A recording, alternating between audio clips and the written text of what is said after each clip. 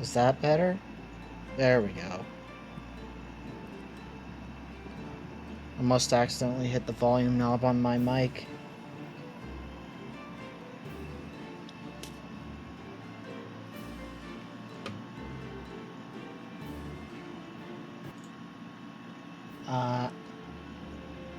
Oh, webcam's set up wrong. Stop rotating like that. Stay in place. Well, that I did not help.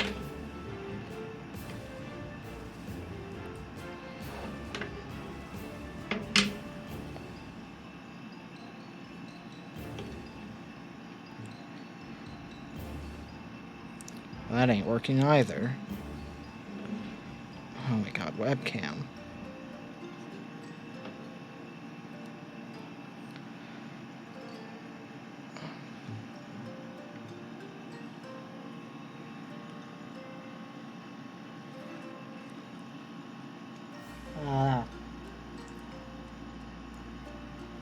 It's still not set up perfectly, but... Oh, it was this one. There we go.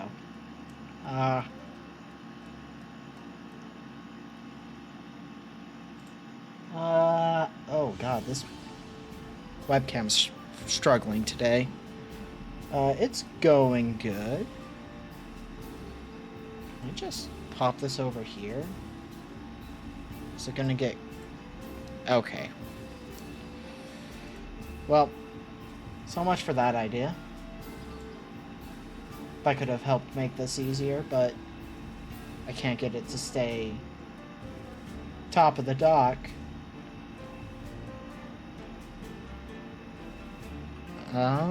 Let's see. So, our concept is very simple. We're gonna spend today building a TRPG that we're gonna start from scratch and try and complete by the end of the stream. Oh. There is a game title generator. You can't see my tabs, so that I'll be switching to randomly generate. We're just going to take the first one that we generate, not the one that's already there. I'm going to roll a d6 afterwards, and that's going to determine the dice system it uses. Because you can go d4, d6, d8, d10, d12, d20.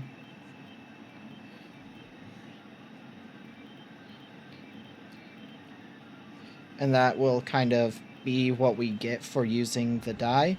If we roll the d10... Oh, I'm not opening my mouth enough today. If we roll the 10s, we'll then roll evens or odds. Evens will do just 10s. Odds will do a d100 instead, because that just uses 2 d10s. And then we'll kind of come up with a whole concept based on the title, so... Let's do this first. Title. Did I turn off my caps lock? Yeah. Okay. Ebon Cry.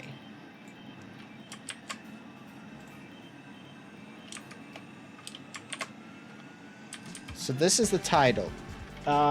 Wait. I'm setting a timer on my phone. 1 second. I should have done that first. That's the one thing I forgot.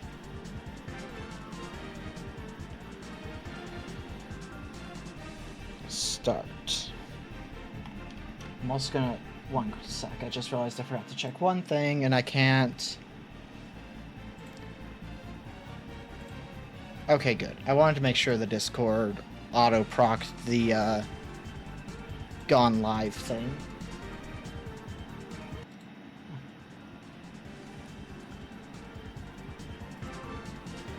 Okay. So d6, let's see what I roll. 2. So we're doing d6s. So dice, d6. So this is a 6-sided dice, your standard die. A lot of them. Okay. So by being d6s, by definition, it is a game that anybody could play easily, just because you have d6s. Okay, concept. Ebon City. Is Ebon in the dictionary? Ebon. Because ebony... Oh, dark brown or black. Ebony. Okay. So... It means a dark city. Or cry, actually.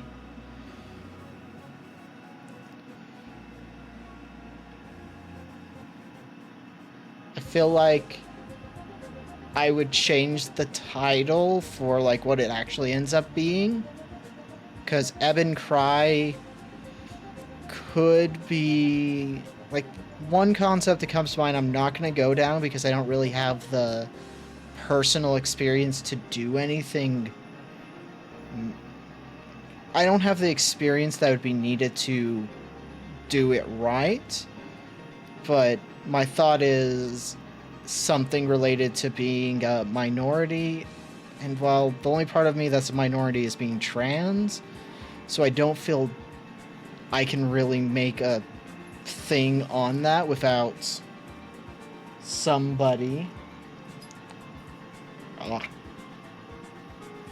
Somebody who's actually a part of a minority group helping build it.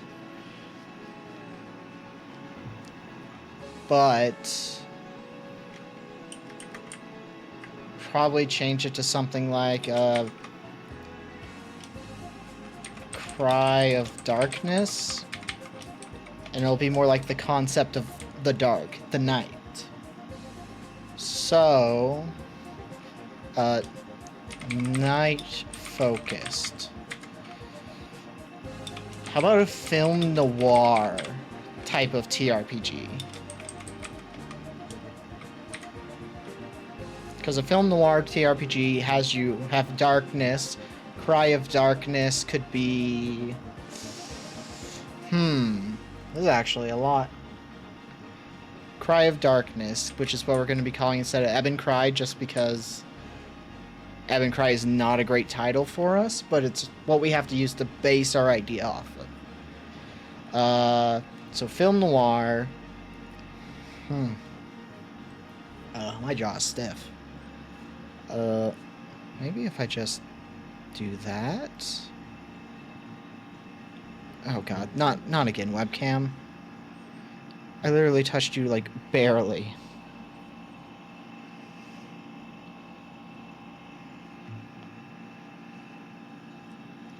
Oh, it's all going to hell again.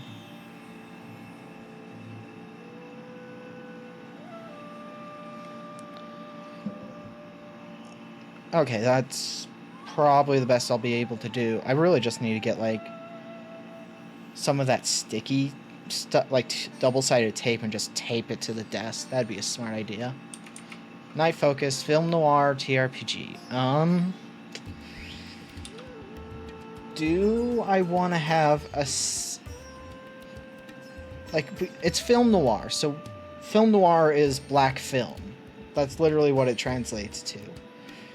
So... Film...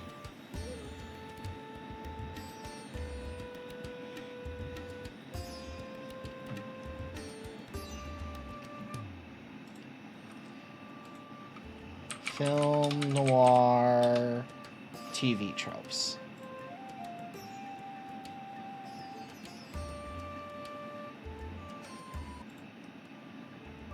I just don't want to accidentally spoil stuff or reveal things.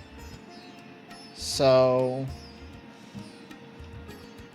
film noir is a black film in French. Like, that's just what it translates to from French.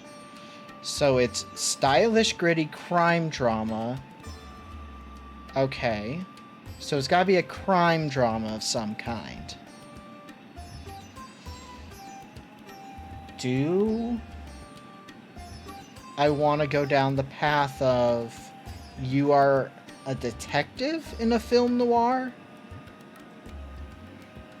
Yeah, but, well, that would make it a one-person game. I want it to be... Literature from which it is drawn is a progenitor of several modern genres, particularly cyberpunk. So there could be a murder in his investigation. Heists. Okay. No, that's not going to work for what we've got. Because we ended up getting Ebon City, which I'm going to use Cry of Darkness as its actual title.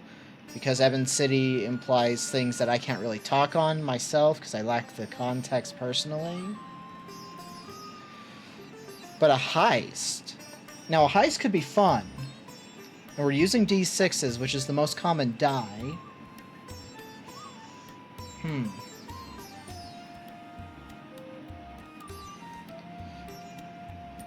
And, like, it's got the stylistic of playing with, like, this white and black kind of... So it's got to be, like, a black and white kind of vibe.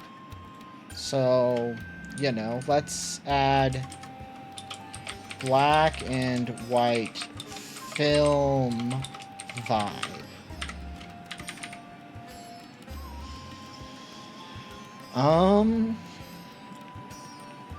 Narration.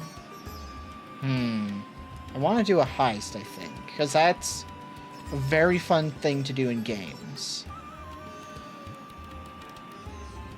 Scenes are often filmed on location.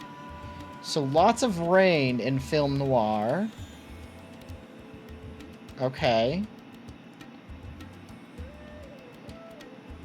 Protagonists. Social, but psychological and personal. So we don't have to be a private eye, or a private detective.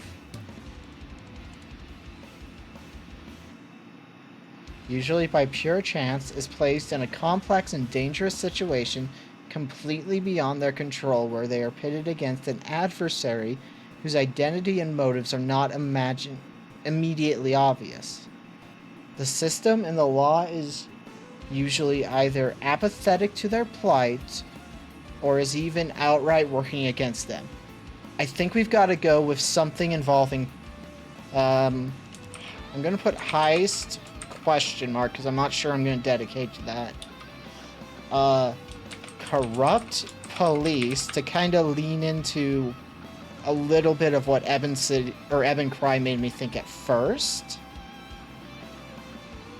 Because corrupt police is kind of an easy answer to that, while not requiring me to be more in the realm of the people it normally it affect, because it could affect, kind of thing.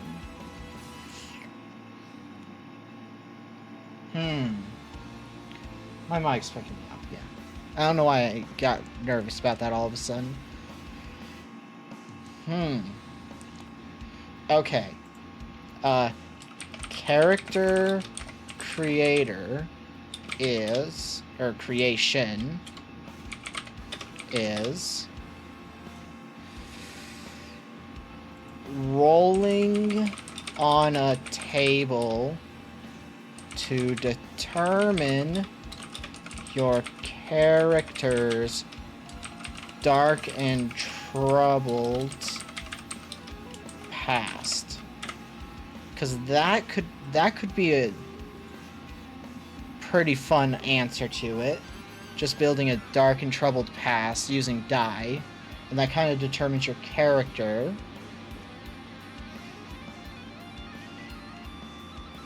You know, maybe a possible gameplay creation.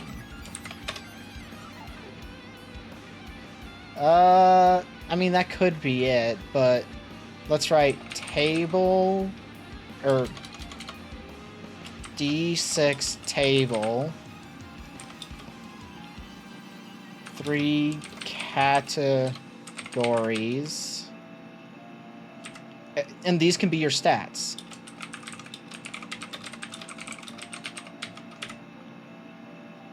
So if we think about it,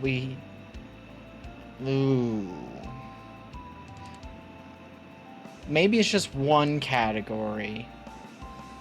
Or no, I think I know what we would be. So 3 categories. These could boost a die roll if it ties into what you are doing at ATM. Let's do that in all caps so we know it's an abbreviation. Nope, it looks even less like an abbreviation like that. So, yeah, that could work. Well, what are stats we could use for, like, this game?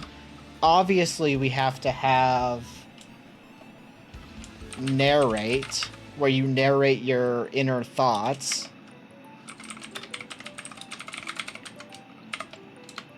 And this can give you kind of, you can use this as a way to kind of... I think this is a cooperative storytelling game. That's what I'm thinking right now, actually.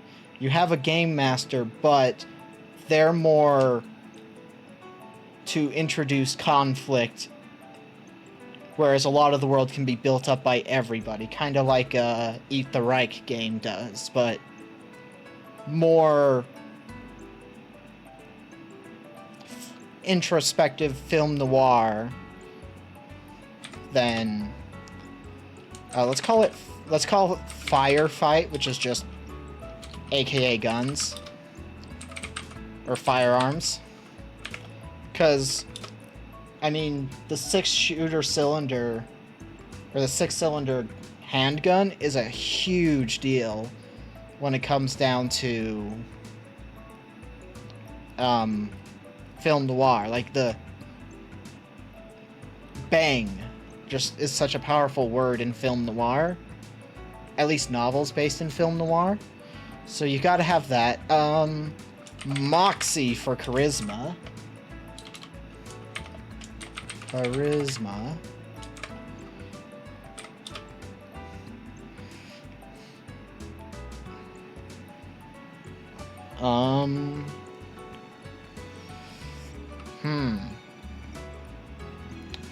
Actually, what is that what Moxie is?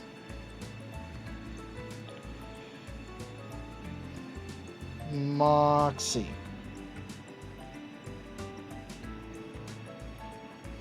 Moxie. Force of character, determination, or nerve. I think that's actually more of a willpower thing. Okay. Okay, I think I'm getting there. Willpower. And then you can have...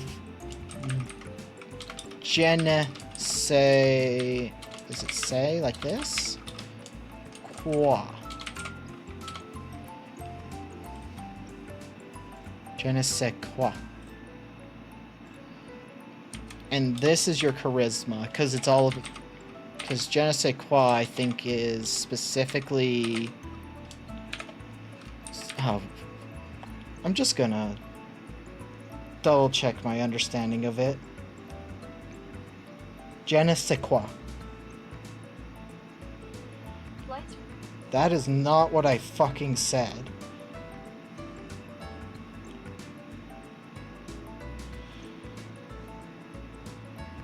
A quality that cannot be described or named easily.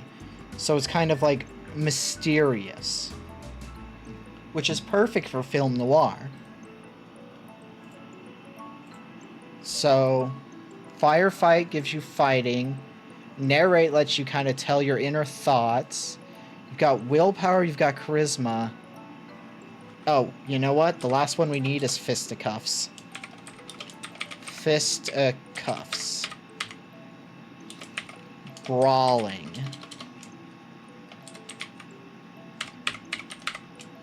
Yeah. Okay, we can do a lot with this, actually. How many is that? 1, 2, 3, 4, 5. Do I want a 6th stat? Because you've got fighting physically. You've got fighting with weaponry.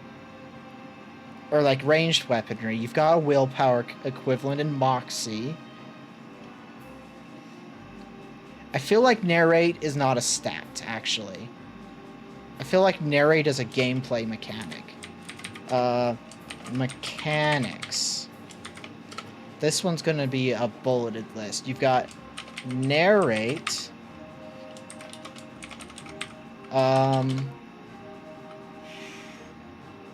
Each scene, a player narrates what the opening of the scene is after getting the prompt from the GM. So this means that every scene, if you have like 3 players in a GM, the GM will give a prompt like, it's a dark, stormy night, you are in the city, walking up to a police officer. And then the player is like, I knew this guy before. Nothing but bad news. Detective Dick Asshole. Not his real name. Don't give a shit. So GM and DM are not interchangeable, but they mean the same exact thing. The reason that DM and GM are not interchangeable is Dungeons and Dragons has copyrighted the phrase Dungeon Master. So DM is exclusive to Dungeons and Dragons. I use Game Master because, 1, I fucking hate D&D. I just do. But it's a hate that can only happen after 8+ years of running the damn system.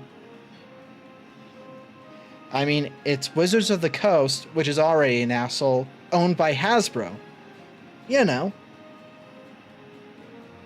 So, it's like there's 2 chances for the company to be a dick.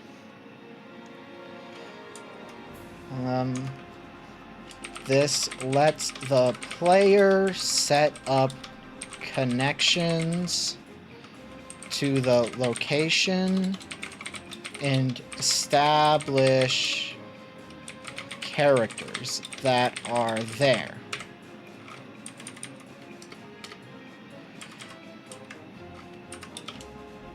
After that, the GM will fill the scene as needed.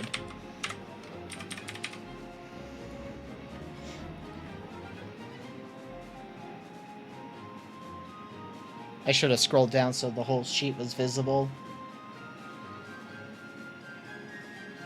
Can I... Where's my...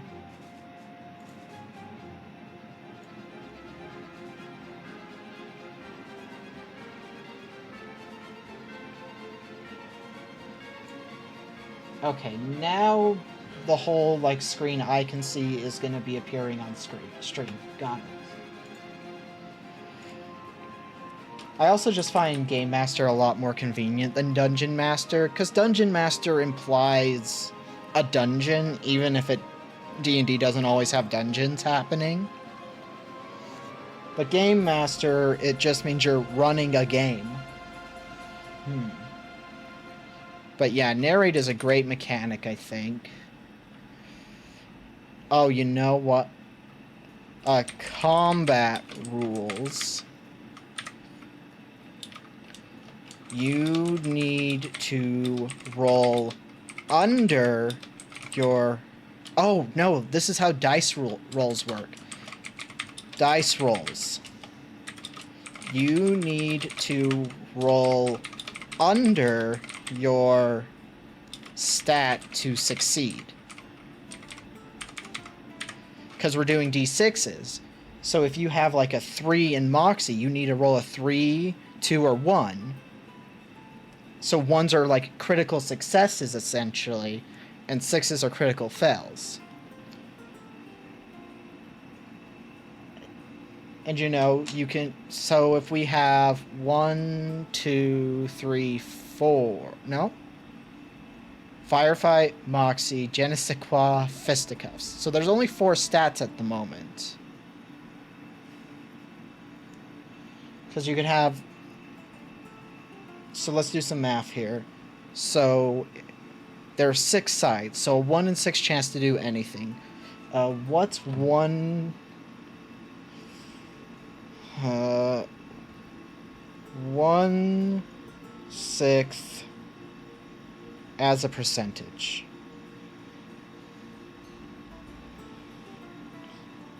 So you have about a 17% chance. It's a little under 17% chance of rolling any particular number. So if you had a 4, what would that be? So let's do 17 times 4. Because I really want this to roll well. So that means if you had a 4, you'd have about a 70% chance. It's a little under 70 of succeeding. Would that be on fun, though, if you could fail so easily?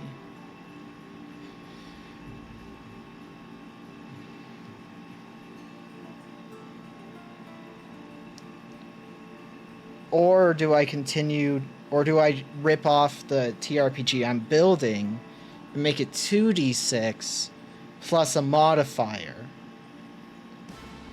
And just say that any difficulty check is always a 7. I think that's what I'm going to do. Every check will be a 7. Players can add their bonuses. Every check will be a 7. Always roll 2d6. Every check will be a 7. Players can add their bonuses or be given negatives by the GM depending on the situation. Yeah, we're just going to essentially be doing my rule of 7, but a very simplified version of rule of 7. So you always roll 2d6. Does this have archetypes on it? Because if there's archetypes, the classes could be archetypes from a film noir movie. Visual elements, sound elements, other tropes associated with...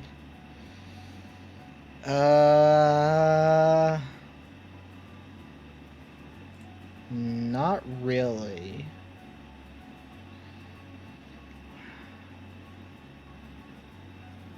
I do feel like this is actually a pretty solid choice now.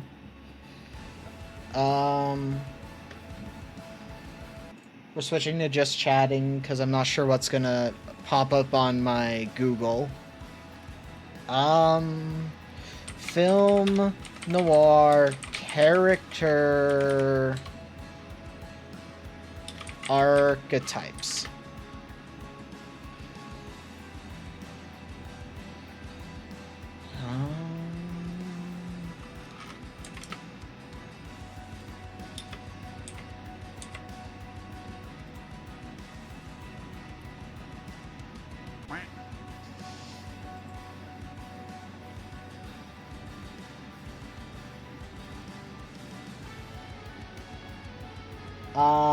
It should have been just chatting today.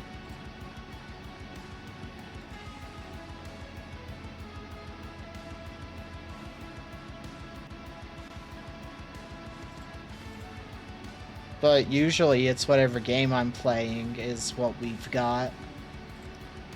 Okay, I'm not sure how much I trust this site's statement, so let's look. Okay, detective, that makes sense. Femme fatale, okay, yeah. Corrupt official is a villain, so we're not going to let you be a corrupt politician. Innocent bystander, no, that's a background character. Fallen hero, ooh. Fallen hero's good. Anti-hero. See, nobody's going to be a powerful billionaire or politician. I think gangsters have to specifically be villains. Or at least antagonistic most of the time. Hired killer sounds like a villain. Dirty cop. Okay. I guess those count, but...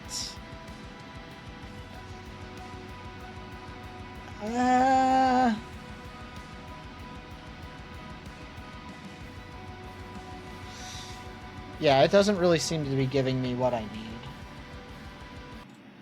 Okay, we'll return to this then.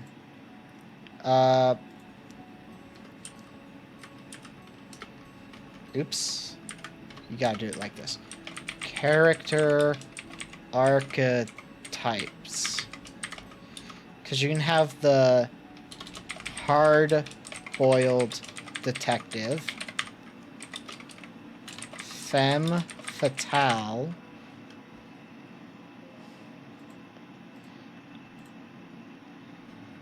how many character... We want 6, because we have a D6 table we're going to be using, or we want 3.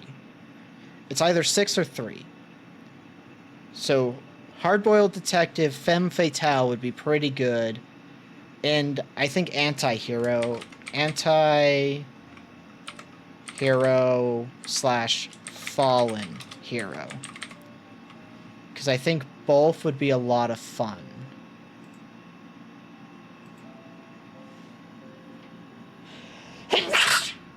Oh, excuse me. Did I take allergy medicine?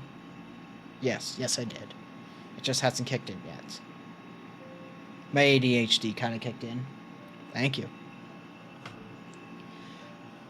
Yeah, I think actually just limit it to a hard-boiled detective, a femme fatale, and an anti-hero or fallen hero would be fun.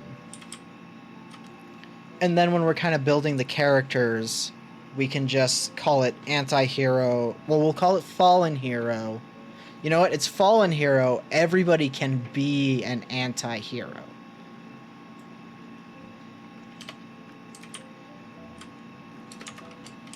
Everyone can play an anti-hero if they like, but it isn't a requirement. Okay, yeah. So, well, we have 2 different things for fighting. Firearms, moxie.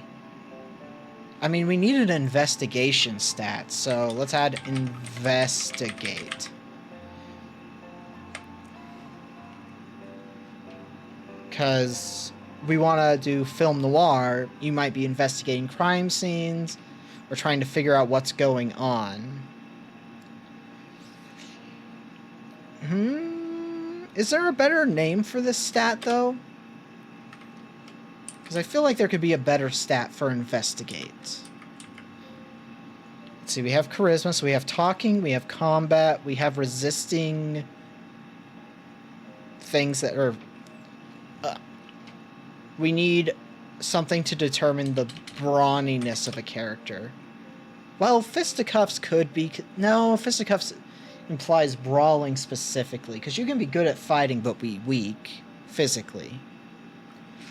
So I think fisticuffs stays. So we need something that could represent physical strength. Brick shithouse?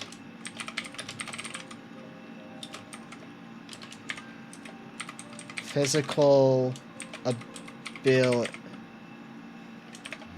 Yeah, you know what? Brick shithouse is very funny. We're gonna leave that as a stat. And investigate, I think, is the best we're gonna do. So let's actually turn this in. Let's move that down to mechanics as stats. We do this, and we're gonna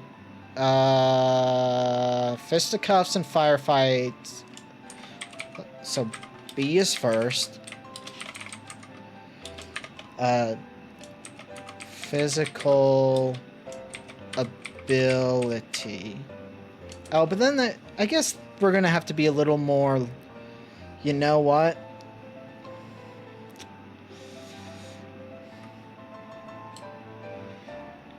Brick shit house doesn't work. We're gonna. So fisticuffs is strength and brawling. So it's used for both to mean strength or brawling, because I feel like those two overlap a lot. Firefight is your dexterity and firearms. I mean, they're a lot of fun. There's a reason that I have a podcast, which our next episode is on the 30th, so just shy of 2 weeks until that happens. I've been tempted to try and run something in the Discord server, but I don't know if we'd have enough people really to do that. So...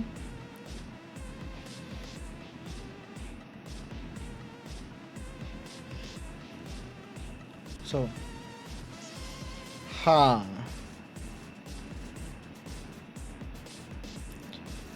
Because you got...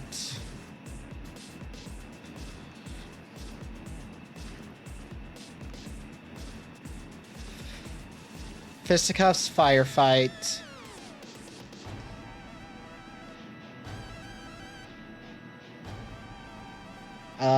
I don't know. I'm not looking at that stuff. Mine... I'd have to look in to find out. Decided to kind of just leave it because it seems like people like it. I wish I knew the alphabet better. Like, just without having to go through it.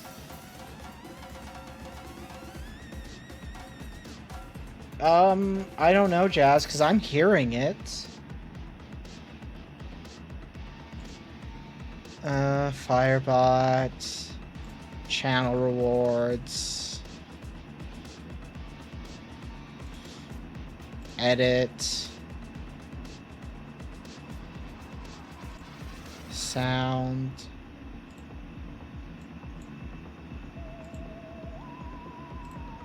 save. There, I've upped the volume. That should help.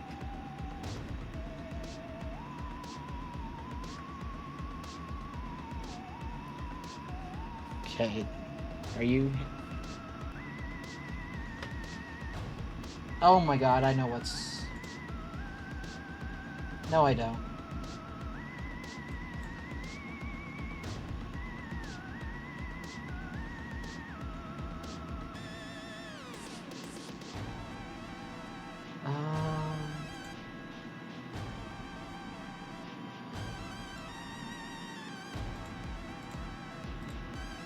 That's where it was. This scene didn't have the Firebot sound.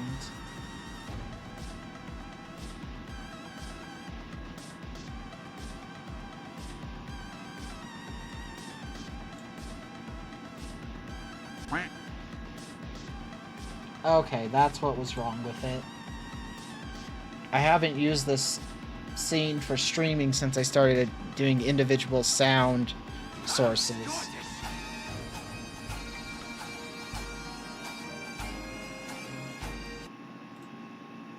Oh god, that's so bright.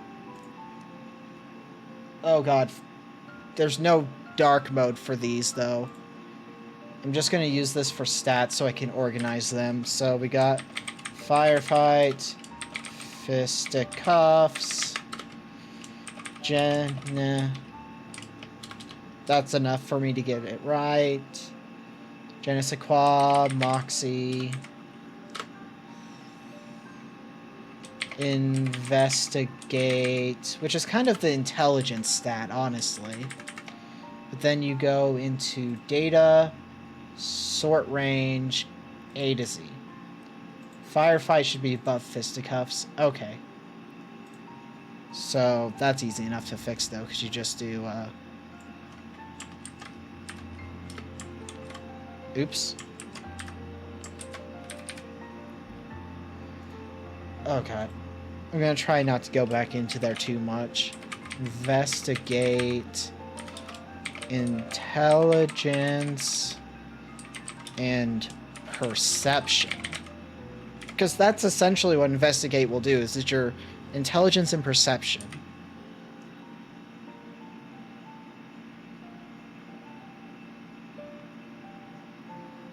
We're making a tabletop role-playing game that started off as the title Ebon City, or Ebon Cry. I have severe dyslexia, it feels like sometimes. It's not severe, but it feels like it. So Cry of Darkness is what we're going by. And I ended up on film noir as the, like, concept. Je ne sais quoi, which is your charisma.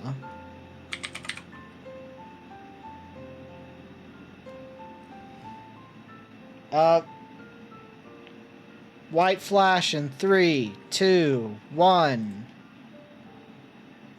Okay, Moxie is underneath it.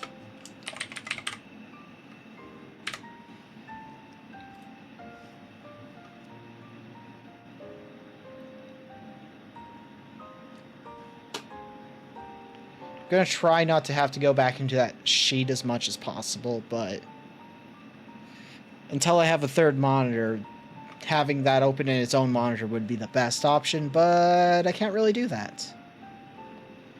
Charisma and... no, I think it's just flat charisma. I don't think you can really apply it to anything else. And Moxie is your willpower, or force of will. So we have strength, we have dex, we have intelligence, we have charisma, and we have willpower, which could be wisdom as well. And wisdom. I feel like that's a good choice. Turning willpower and wisdom into one stat is very useful. So if we were building a D&D character, strength, dex, constitution. So, brick shit house is actually back in. It's just your brick shit house.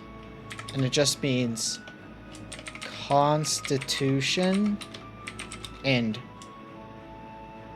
size. Because I feel like it's a very common thing in a film noir movie to have a character, usually like a gangster they have to deal with, who is just built like a brick shithouse. So having that be an institution or an understanding of how hardy they are, as well as how big and intimidating they are, I think is really good. And Fisticuffs is being able to actually follow up on the threat. Okay, yeah, we actually got our stats right there. I love that. And we've figured out that we have 3 archetypes, so there's only 3 classes we have to really kind of build for. And we know that always trying to roll a 7 when we're doing dice rolls on 2d6, which statistically you're most likely to roll a 6 or a 7 on 2d6 because there's 3 dice combinations that can equate to those numbers compared to 2 or 1 for the rest of the numbers. So I can statistically set the difficulty at a consistent, and then if players are adding bonuses for, say, having a high je ne sais quoi, then they can make it even easier because they don't have to roll 7, they have to roll a 4, which rolling a 4 or higher is easy. Because a 4, there's 2 and 3. There's only 2 dice, like 2 numbers that could make that a failure. And the game master can be like, this is going to be hard for X reasons, and they can just add 1 or 1 point for each of the little modifiers that would affect the... Yeah, I think we've got a really solid base for things.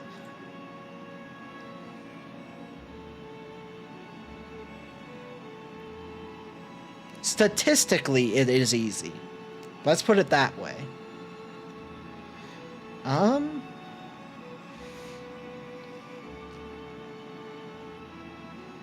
I feel like let's build the classes next. Let's go with the classes. Let's call it class, and that's your archetype. Let's do character archetype, aka class, and this is going to not be like listing what they are, it's going to actually be going into them. So we have the hard-boiled detective, the femme fatale, and the fallen hero. So femme fatale, we have the fallen hero, and we have the hard-boiled detective. I forgot how to spell for a second there. So each of these classes has to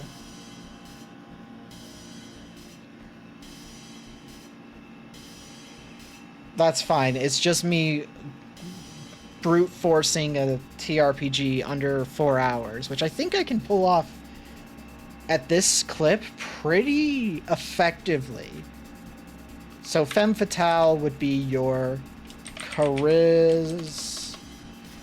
Femme fatale is not as physically imposing.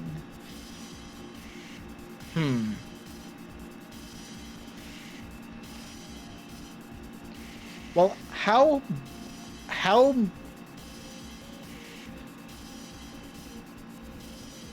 you know what?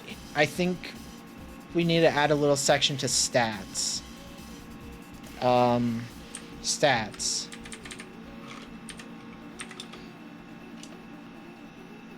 Each stat, or apply the following numbers to each, or following numbers between, or assign the following numbers to each stat.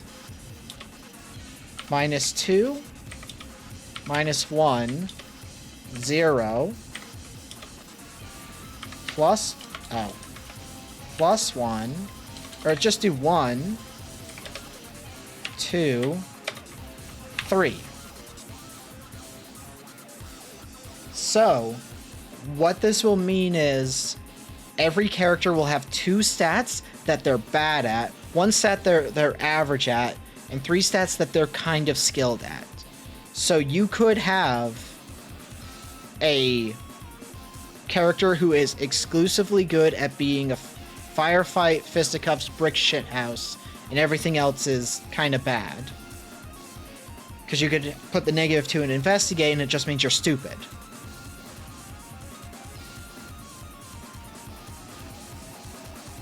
Exactly. So, I think what we do is, for the... I think each class has like a recommended split.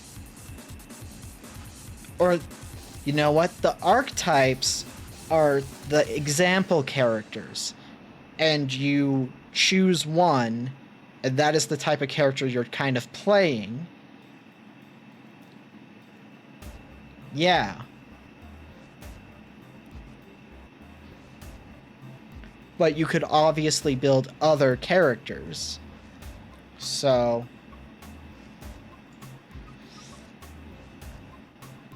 yeah, I think I've got this figured out. So femme fatale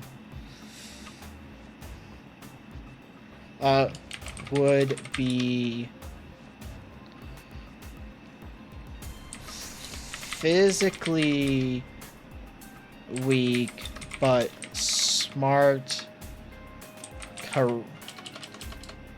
but smart would be but alluring. Because smart is kind of like probably there.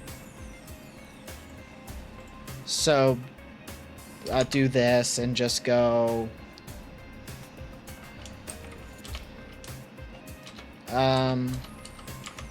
in the...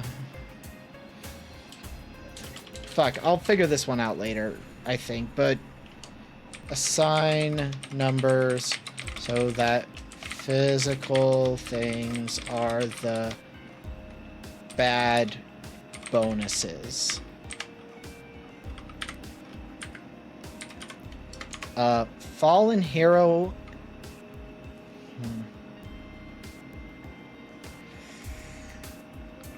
You know what? Actually, what it's gonna be is instead, class abilities are use Moxie and Genesequa.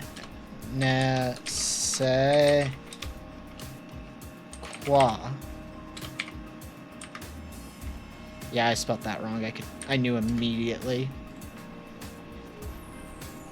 Class abilities use Moxie and Genesequa, so it implies that they. So if you're playing a femme fatale, your abilities are boosted by stats that just use the Moxie and Genesequa. So when you're building your character, it recommends that you put points into certain things based on what you can do. And we'll say each class gets 2 or 3 abilities. Like, we want to keep it small, because one, we're trying to build this in 3 hours with what we've got left. And also, I like simple systems if they have a lot of numbers you can assign. So like, you have a lot of grit you can put into your character creation, a lot of chunky math that a lot of gamers seem to love, but it's not like overwhelming for those who don't. So fallen hero would be physically strong and resistant to pain. So essentially, fallen hero would be your tank. Oops, Jesus Christ. So the fallen hero would be your tank character, your brute, your guy who's no nonsense kind of shit. So that means his class abilities use fist cuffs and brick shit house should be first. Use brick shit house and fisticuffs. So this is a way so that it's like, if you choose these ones, you can choose to make your bad stats brick shit house and fisticuffs, but your class abilities will suffer. So it encourages you, but doesn't say you can't assign things otherwise. Would be smart and good with a gun. So hard-boiled detective would be your gunslinger investigator. And this also means that each class uses 2 of the stats, so all stats are accounted for, because you then have firefight and investigate.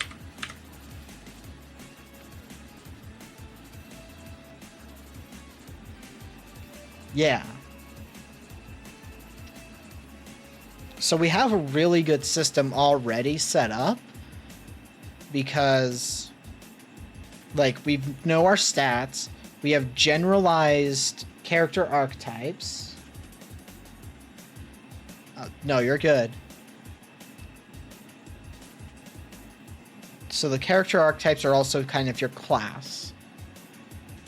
And then you give everybody, like, you know, let's break down combat now. Combat. You would use either firefight or fisticuffs to do damage. You would... Oh, these should be bullets, actually. Bullet points, I mean. You would resist damage with brick shit house.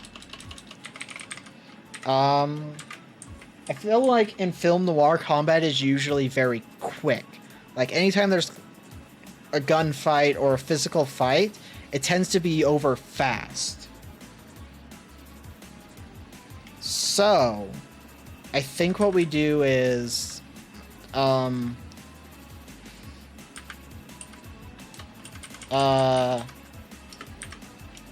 character building. HP is 7 plus brick shit house. So that means at worst your HP will be 5, at best your HP will be 10. It looks like we're actually about to have an ad break. Once that happens, I will be going to the bathroom and just kind of grabbing a few things. And it'll be a chance for everybody to do the same, stretch, you know, things you really should do. Character building.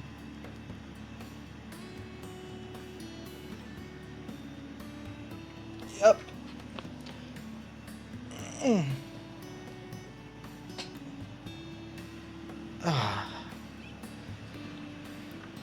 Okay, so that's... yeah, brick shit house, HP. Do we need other stats? Is there really any other stat you need besides health? Genuinely speaking? Oh, ad time. Everyone go to the bathroom. Stretch. You know, do your thing.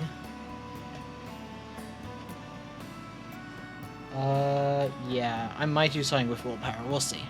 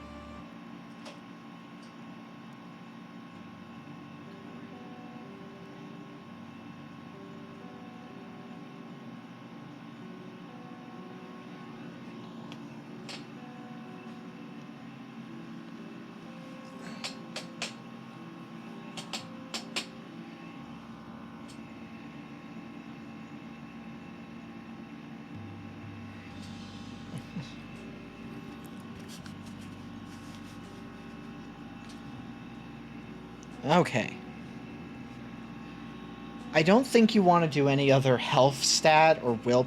You know what, actually? Willpower would be great, because there's a specific type of mechanic I love to include in games.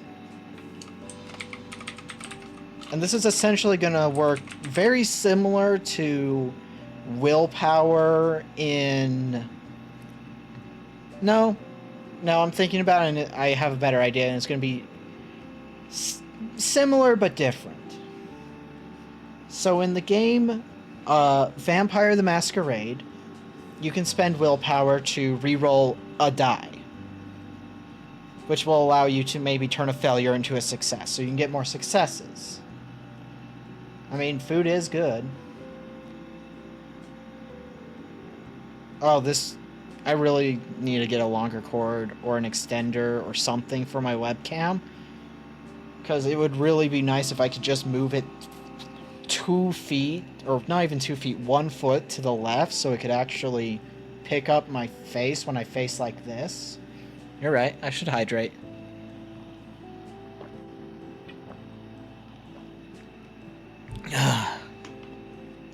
Because I have been talking and not drinking any water. But willpower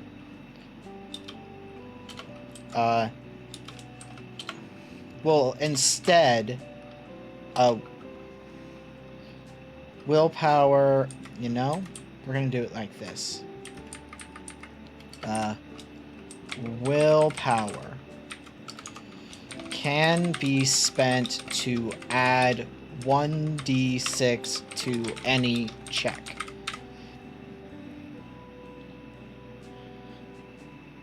So, what this does is, if you are choosing to spend the limited resource that is willpower, you severely increase your chances of success.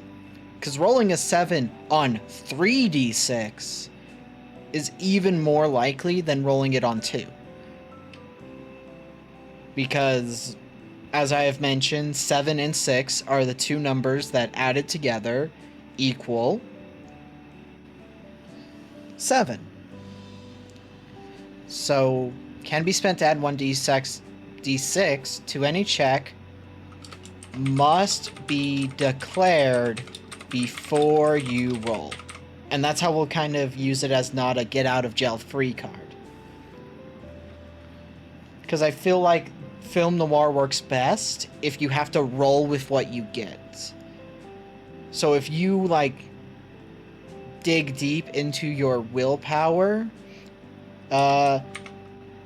GM might house rule it can be used after rolling. You know, leave it as a GM, like, house rule option.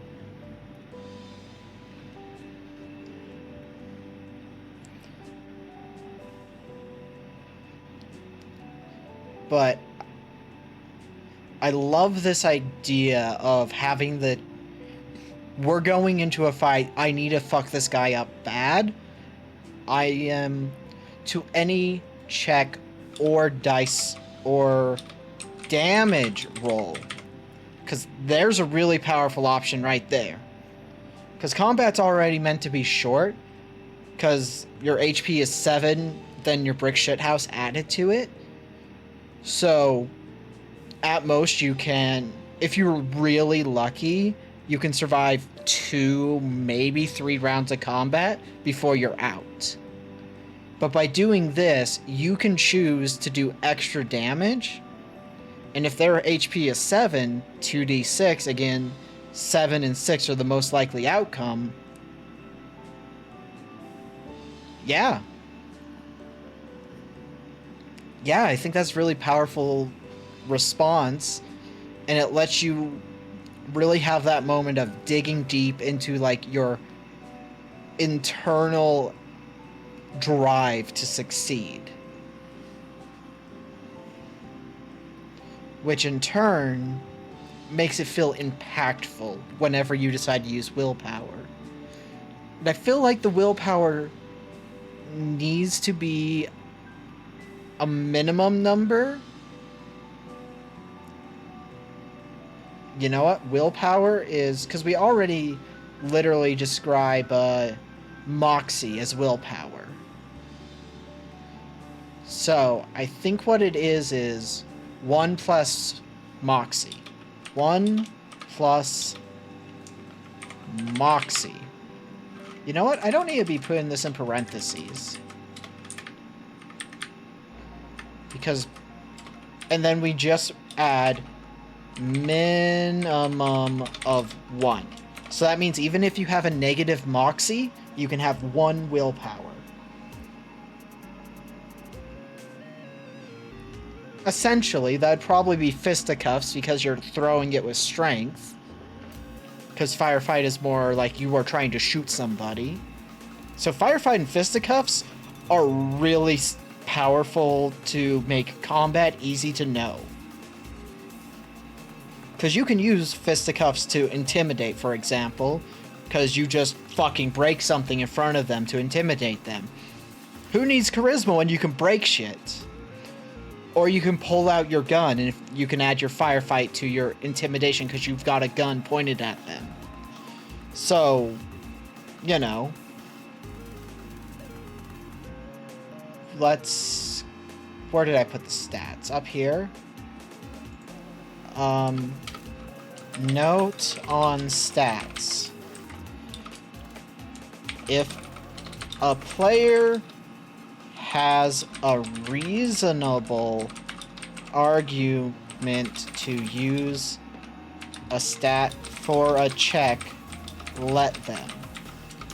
For example, fisticuffs to intimidate. Fisticuffs intimidate by breaking something or manhandling someone. Like, there we go. We just make sure we include a rule that, hey, you can scare people.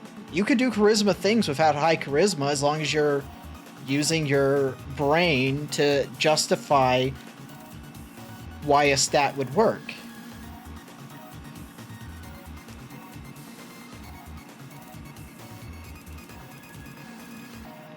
Yeah, exactly. So, what you intend to do, you can argue the use of any of the stats. Like, in combat, you could even try and use your je ne sais quoi to convince them to back down or not hurt people.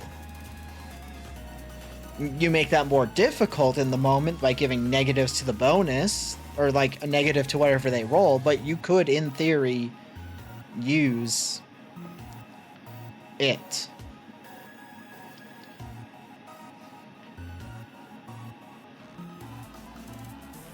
Yeah, exactly.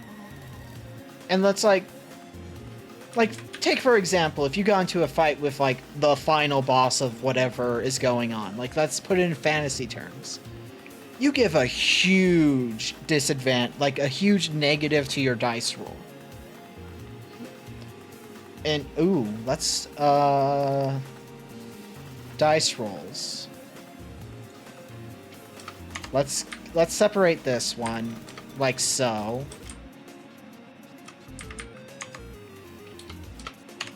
Oops. And let's add, if you roll a 14, because, no wait, a 12. If you roll a 12, 2 6s,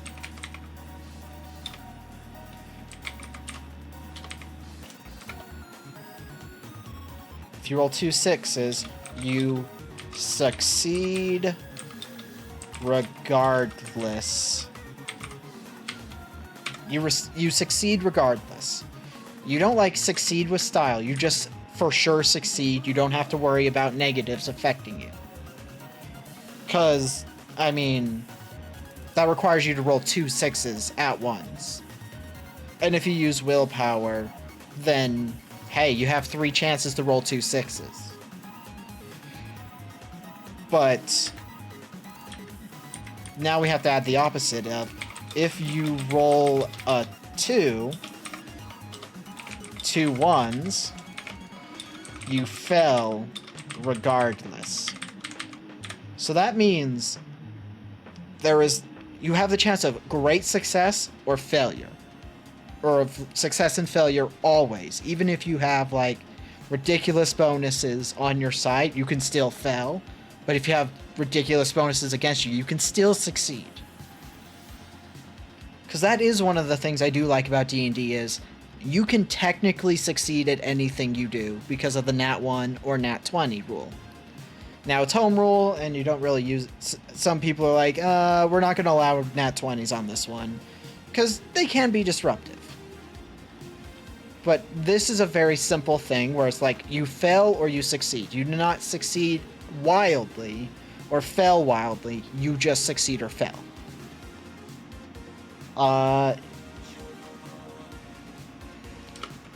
If you... Now, combat I'm doing a little separate, though. If you get auto success, I'm going to call it, then you roll 1d6 extra damage. Because I think that's the best way to go about that one. If you get an auto fail... No, let's not do an auto fail in combat. So, in combat, an auto fail is still a fail, but in combat, an auto success is like a critical hit.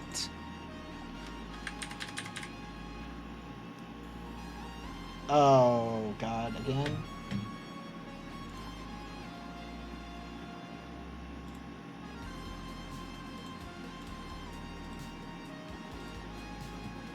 Everyone refresh your stream.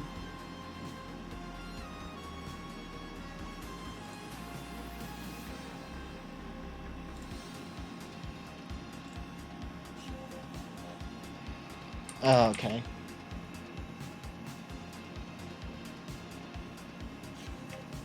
Oh, wow. I'm apparently having some bad internet connectivity right now.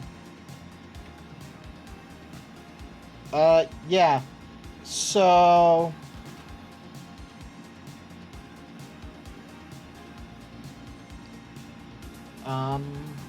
One sec.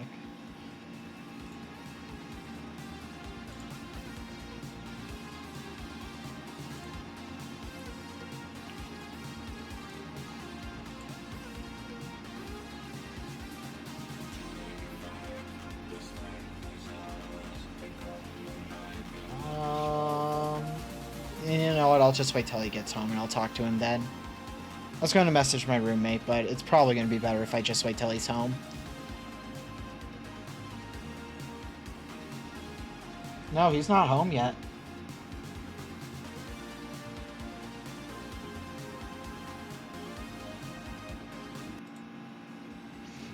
Okay.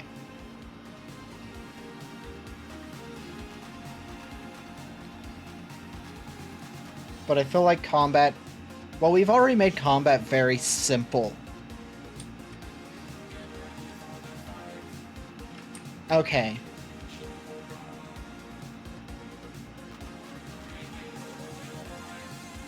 Apparently they're doing like a ultimate unique re-release of it soon. So, I'm keeping my eyes out for it.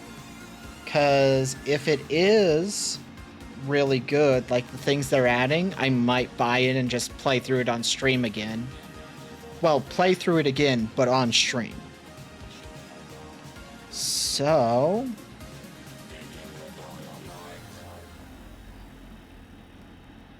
Yes. Okay. Let's go into class abilities. So let's start with the Femme Fatale. How am I spelling it wrong? Oh, it's an A, not an E. Okay, got it.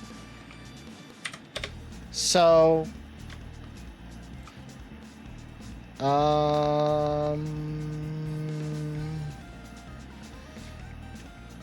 Where is... Okay, Femme Fatale. Right there. Heists, blackmail, double cross, cigarette smoking. I'm just looking for hard-boiled detective in the green text.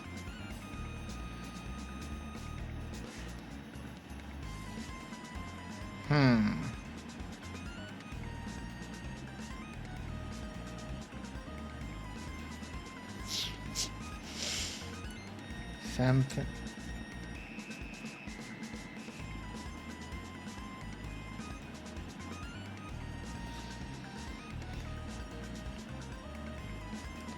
Um...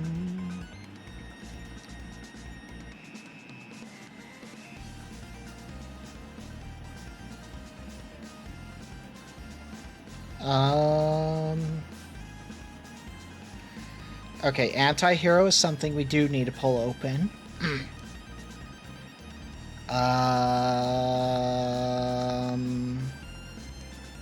Is it just gonna be private detective then? Could have sworn hard-boiled detective was its own thing. It is. I was just looking. So, okay, femme fatale. First she turns you on, then she turns on you. Oh wait, there's hard-boiled detective, so let's get rid of private detective. Let's get some water.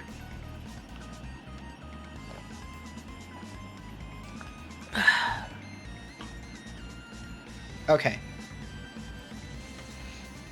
The typical client in a hard-boiled detective story. French for fatal woman.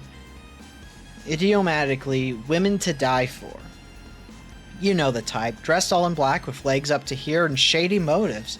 She slinks into the PI's office, sometimes holding a cigarette on a long holder, saying, "Oh, Mr. Rockhammer, you're the only one who can help me find out who killed my extremely wealthy husband." Did she do it? Do I care? Wait, where'd that saxophone music come from? Whatever her story is, whether she did it or not, she's definitely keeping some secrets. Okay. So immediately we know we need to have keeping a secret. Keeping a secret could be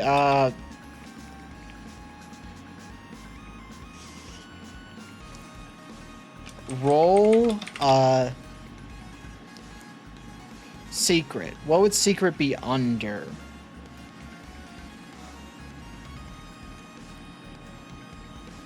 Roll a check.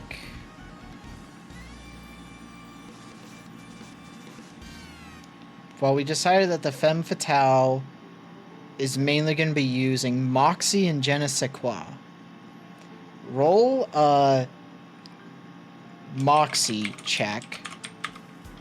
No, je ne sais quoi. Je ne sais quoi. Check. If you succeed, you convince who you are talking to that you know something about them.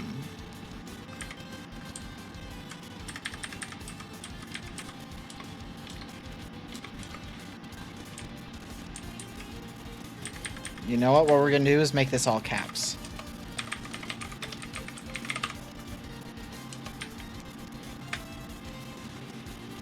Because once I have most of the mechanics down, I think it's open up a second Word document. Let's just call this Cry of Darkness TRPG. Because if I can get all of this stuff banged out before the 2-hour mark, that gives us a little over 2 hours to kind of finesse it into a mostly legible manner.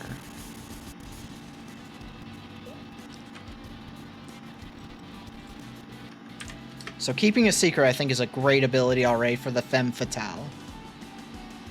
The femme fatale is sexy and she knows it, made famous by film noir and hard-boiled detective stories. She manipulates and confuses the hero with her undeniable aura of sexiness and danger. Unlike the virginal and sweet damsel in distress, or possibly action girl, the femme fatale exploits with everything she's got to wrap men around her finger. In some eras, use of makeup is a telltale sign. He knows that she's walking trouble and knows much more about the bad guys than she should. But damn it if he can't resist her feminine wiles. Okay. But that's honestly falling into je ne sais quoi in general.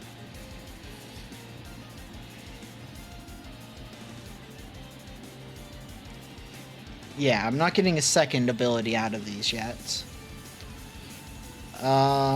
If the femme fatale is vying for the hero's romantic attention, she will likely have a sweeter and purer rival. The hero might decide that she's not worth the trouble she causes, but if he doesn't, then they might become an outlaw couple. Oh, they might.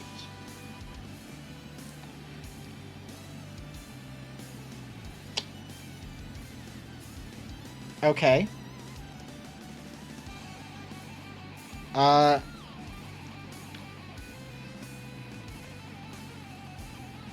While related to the vamp, the femme fatale is not just a seductress. She has a distinct look and feel. The main distinction is how she presents herself. If you know she's dangerous from the start, but she's sexy enough that you don't care, she's likely a femme fatale. On a lesser note, the femme fatale generally uses sensuality instead of upfront sexual advances. She may imply that you could have sex later, but she will never promise it, not even say it. That would decrease her air of mystery and power. Her wiles may include apparent helplessness and distress, and appeal to the man's greed, desire for revenge or gullibility, as well as the implication of possible romance or sexual rewards, while the vamp more often relies on raunchy sex or the promise of it sometimes real soon. Okay. I'm not getting a second class ability out for this yet. The femme fatale is generally villainous in heroic exceptions. So, you can choose how you play the femme fatale in this kind of game. So this game, I think, is being built for a max of 4 players, because you have the GM and then the 3 archetypes. And you make combat more fun by the players having to find ways to get out of it without getting murdered, but you can stack the odds against them easily because of the way combat would work. So this is essentially like a TRPG built for a one-shot or one-session play. Okay.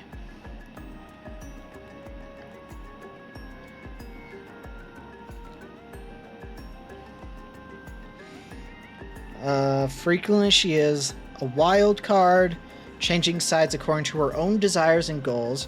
She does not often go through a high heel face turn. If she's actually a kind-hearted person who puts on this facade just for fun, this is a trickster girlfriend. Okay. She's also often the chanteuse. What's this? Stock character inspired by film noir, and often the first thing that comes to mind. Oh, lounge singer. Got it.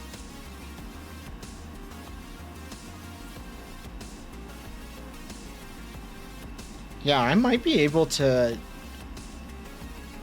Yeah, this is actually coming along to be a good idea. Okay, we're going to just kind of have to come up with its second ability. So, I'm changing it from 3 to 2 abilities, 1 for each of the stats. So, we've done... So it's got to be... I like your moxie. We're going to call it I like your moxie. Roll a moxie check. If you succeed, you... Moxie is all about willpower.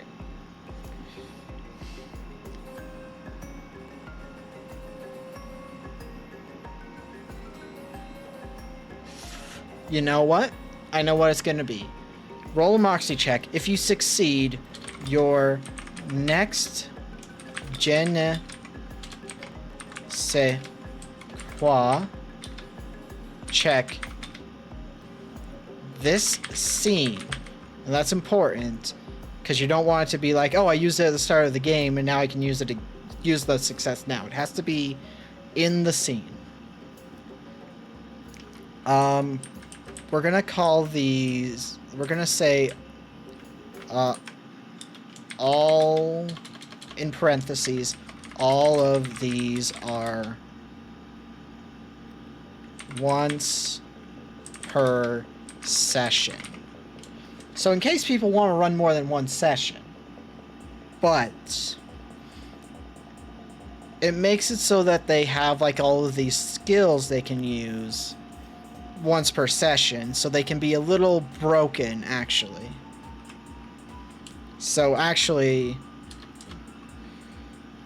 check is made with 3d6 instead of 2d6. Yeah, Femme Fatale has 2 abilities. Hard-boiled detective. Okay. Oh, excuse me. A tough, cynical guy with a gun and a lot of street smarts, who solves mysteries with dogged persistence rather than astounding insight. The hard-boiled detective was America's darker and edgy response to the classical idea of the great detective. Anything but clueless, the hard-boiled detective is generally a knight in sour armor, or even an anti-hero who lives in a world of black and gray morality. He's a private detective or amateur sleuth.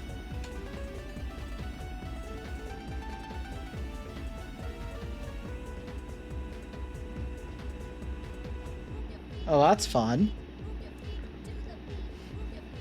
Usually the former. His services are required because the police are useless, corrupt, or both. So he'll never be a cop, though he may be a retired one, possibly after being driven out by the corruption. Expect him to keep a bottle of scotch and a gun in his desk, which is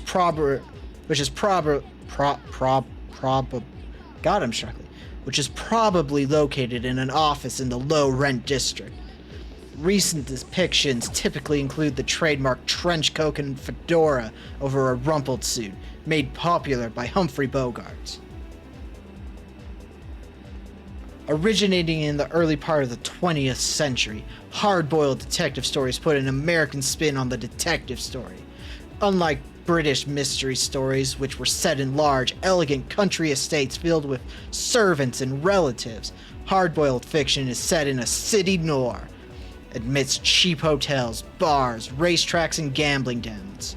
Echoing the gritty realism of Ernest Hemingway as well, it has more sensationalist violence and sex, the later supplied by a sultry, dangerous femme fatale and members of the oldest profession.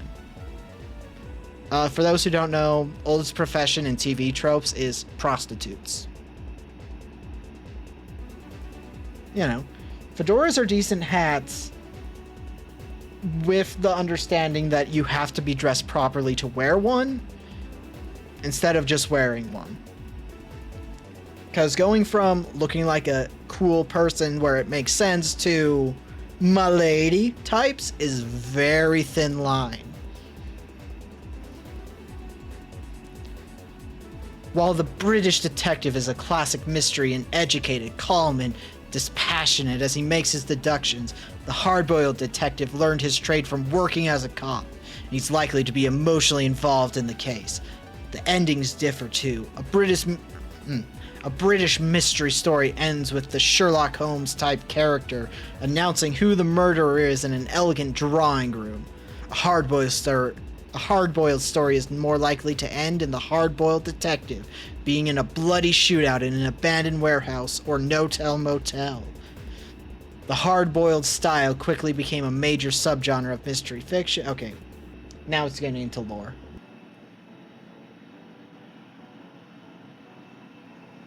Yeah.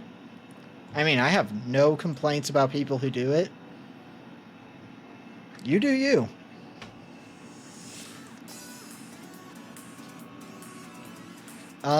So Hardboiled detective is investigate in firearms.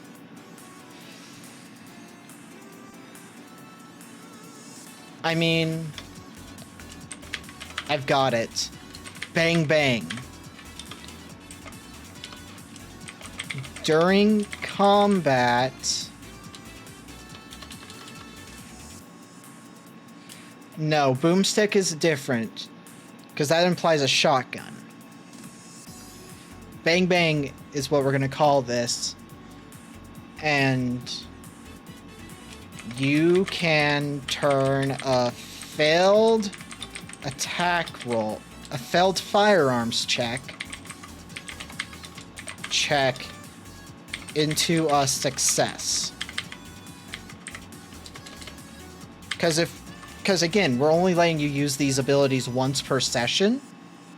Having the ability to turn a failure into success, and like we're gonna have a section that's the GM like, hey, here's the standard technique for these types of fiction. You should always be ending the session, or like the one shot, the session / one shot with a firefight, or like a fight. Like maybe have 1 or 2 combats in it, but generally you should only have 1 to 3 combats any given session, so that it's all build up to the final confrontation. And that makes this power very effective. Yeah, I love that actually. So what's an investigate? Oh, I've got to reference Columbo at least once.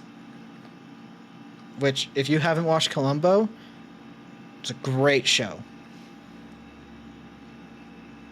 Yeah. One more thing. I think one more thing is what we're going to call it. I feel like, honestly, I think I'm going to change this all to be that you can succeed. I'm changing all of the abilities to be simpler.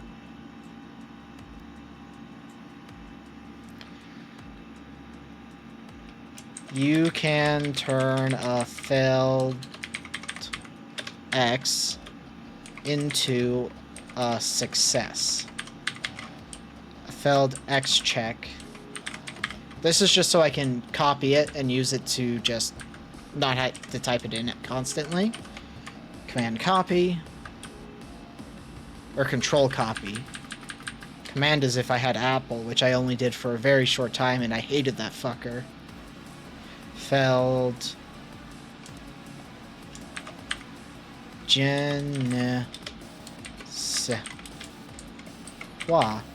into a success. Okay. I just keep switching the U and the O. Because this makes it so that the abilities are simple.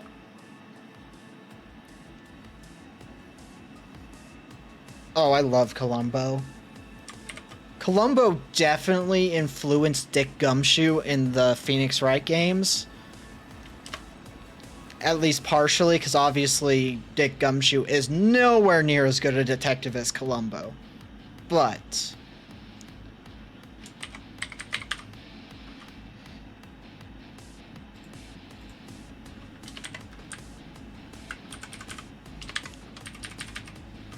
yeah, I love this idea of everybody has like a, I need to succeed this check I just failed, I can succeed this. And it's just once per session is really simple because it's like, is this the moment where I want to use this ability? And it also doesn't penalize you if you build a character who has... I've done it. I've made each class be able to play any type they want, but still have like that moment where they always do the thing they're good at. Let's go. You know, this might become a regular stream style. I'm not sure how often, but I'm really loving it.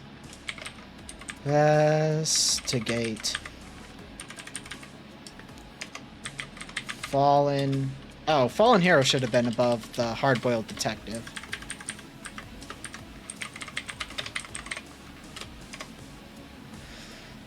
So...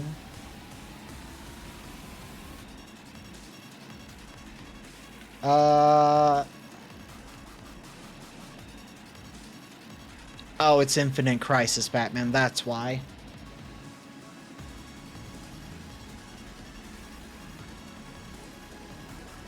Yeah, he would. Anti-hero I don't think's really gonna get us.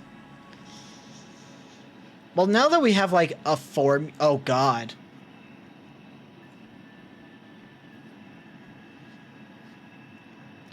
Sorry about that. I did not think it would take me back to that one, because usually it just takes you back to your last tab when you close a tab. Okay, but Fallen Hero, we'll just do X for ability. And we can turn Fisticuffs.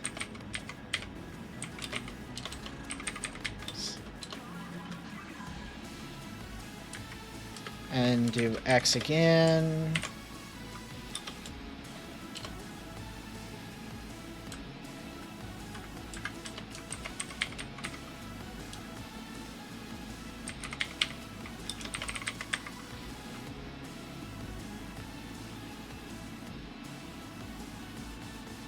You know what? I think I've figured out a little bit more about combat right now. You would resist damage with Brick Shithouse. So here's how I think you do this.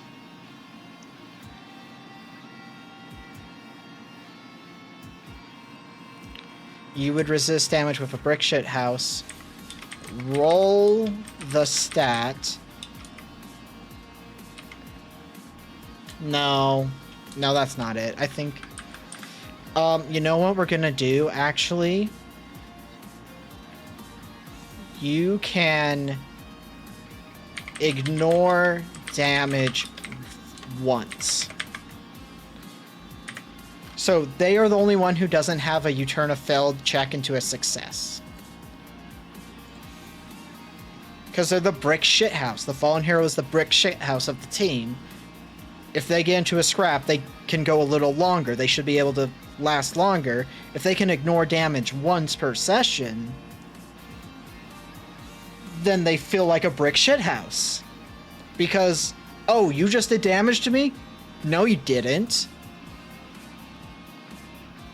You know what? The Fallen Hero is essentially just the Punisher.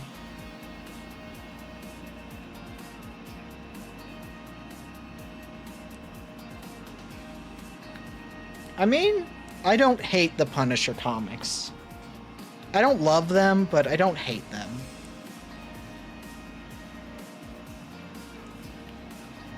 But, yeah, Fallen Hero being the only one who can't turn a failed check into a success is fine. Because Brick Shithouse has no... Like, you can use it for Intimidate because you're a big, imposing person for intimidation reasons, but turning that into a success...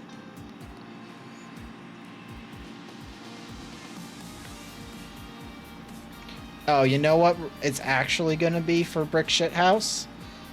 You resist damage with Brick Shithouse. Roll, and on a success, you take half damage.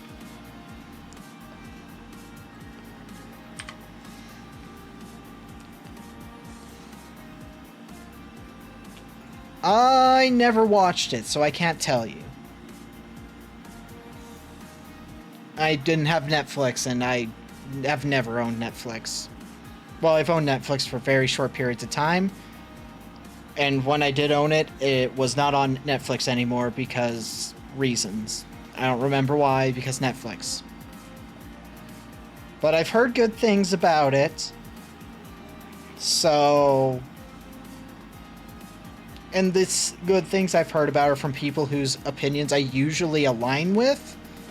Like, it's very rare that we don't at least like things that they love, or, you know. It's that thing where, like, if you love this movie, I'm gonna like it, maybe not love it, is how it is with that friends.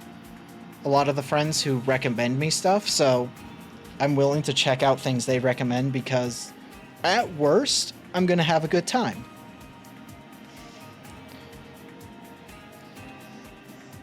So I will say, I'm sure I would like the Punisher series if I watch it. I just don't really want to watch it.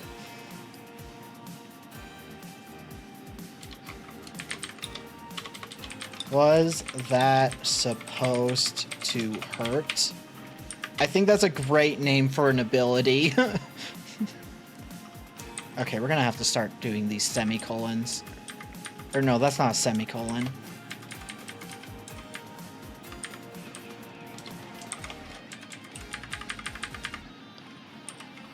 But doing that to kind of break it up, because the question mark into the next thing reads more like when you do little tricks specific to writing. The semicolon, actually.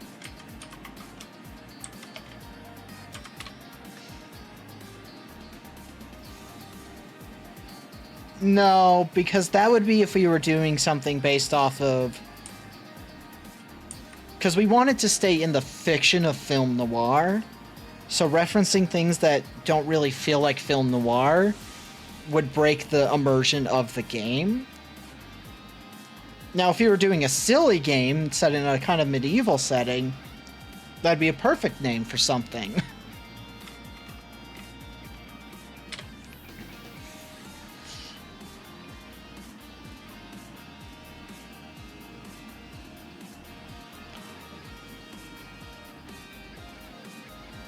I mean, that's however whoever runs the game decides to play it. But when it comes down to the system itself, it should have that serious feel to it. So Fallen Hero is... What is you can turn a failed fisticuffs check into a success?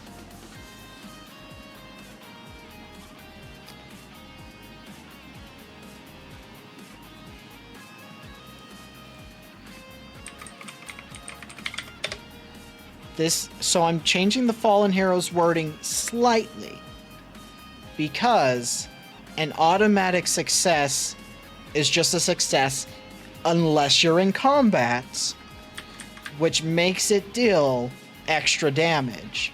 So the Fallen Hero has an ability to ignore damage once and can turn a failed check into a crit hit. I think that is a very useful choice. And the thing is, if you do a crit check, a crit hit, you can still spend willpower to do extra damage. So a Fallen Hero could, in theory, do 4d6 of damage in one attack. Once. Oh, you know what? Brass knuckles.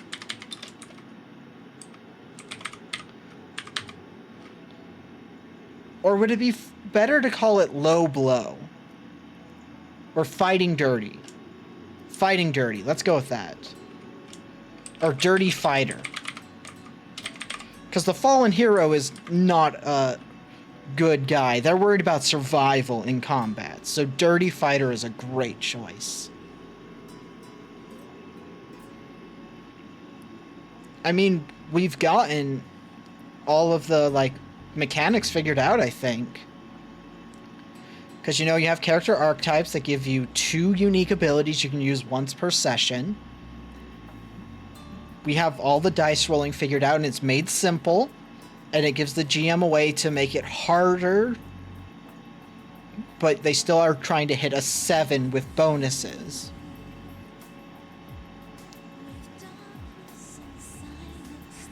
And then you have the mechanic of narrate, which is just each scene the player narrates.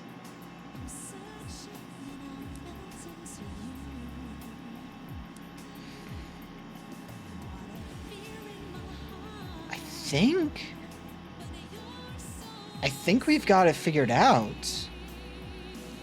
It's a film noir game. We've built a film noir TRPG. Yeah. It is Snake Eater. Or at least from the game. So, now comes the hard part. Oh god. Oh god. Oh god, it's gonna stay black. Can I have two of the same tab open? Let's go. Okay.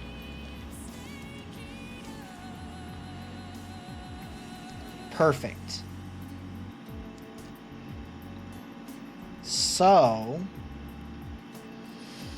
what this allows me to do is just essentially new page. And we're trying to figure out. So, oh wait, we need to add one thing here.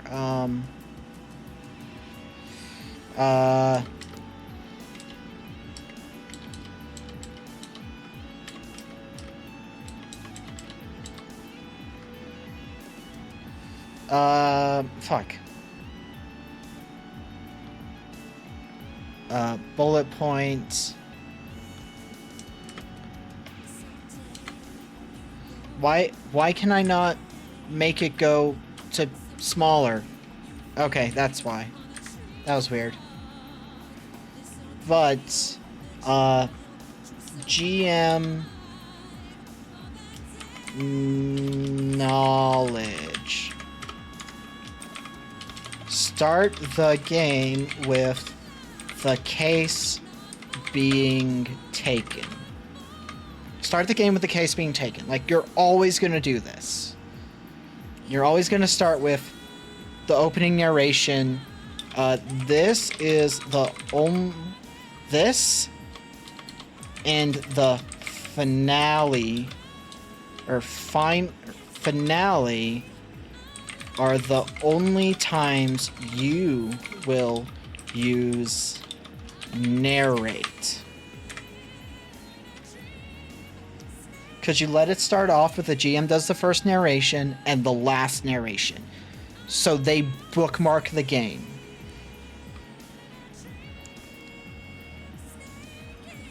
So that's... It's rough written like that, but that's fine because we're going to rework it. You need to have investigation scene. So...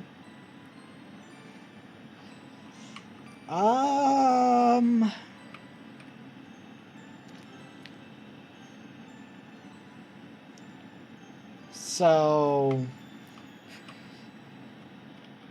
Mystery...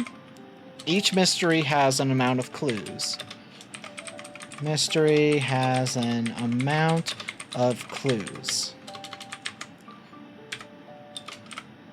You can choose how many you want. I recommend one for each player plus one.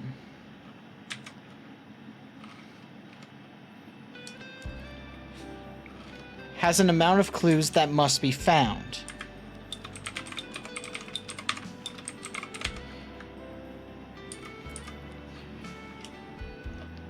Each scene you run will have one clue. If it is missed, just move on to the next scene.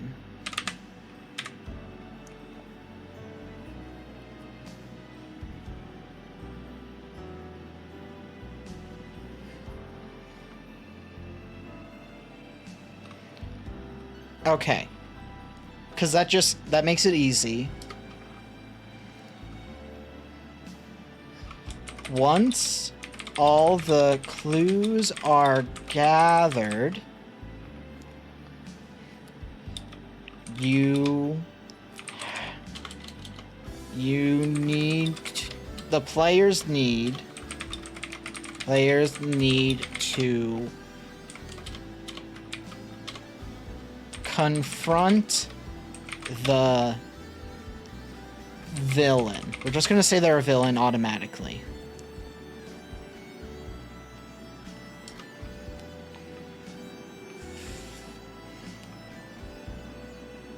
So that lets the GM determine what it's like when they interact with the villain for the final frontier. This... Hydrate, you're right.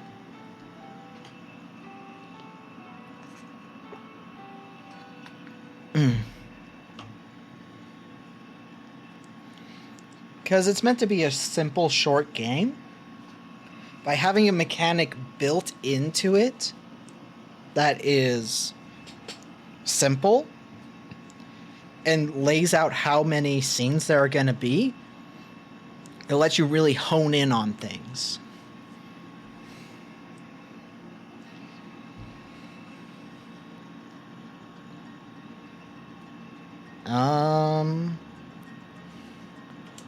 The confrontation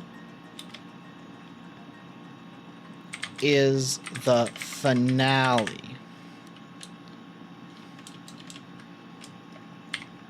Is the finale.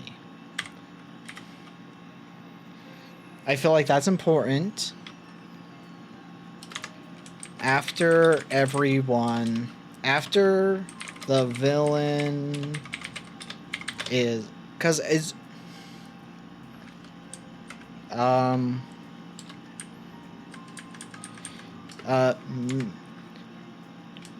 the game should have,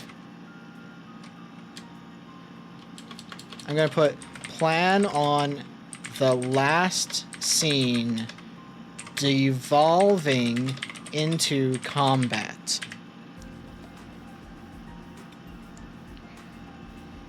Yeah. Yeah, that's a simple thing to put, is like the game starts off this way and it ends with a bang. After the villain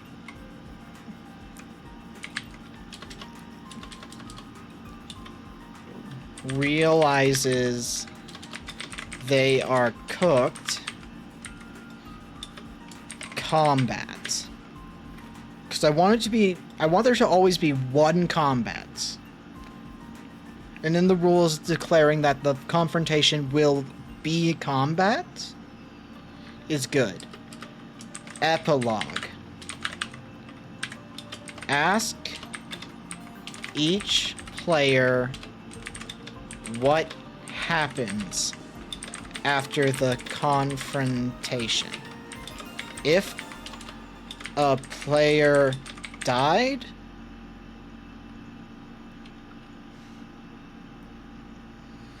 if a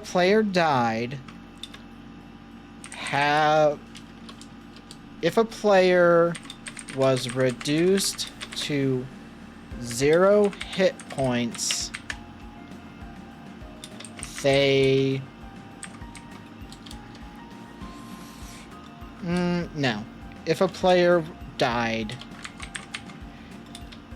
let them describe the funeral.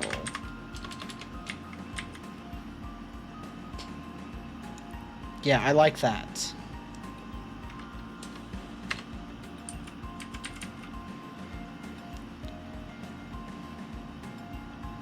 So, let's start off with, like, the formatting stuff. Let's do mid. We're gonna call it Cry of Darkness. A game by Goblin Productions. Because I will probably put this up on itch.io, and that's what my itch.io account is.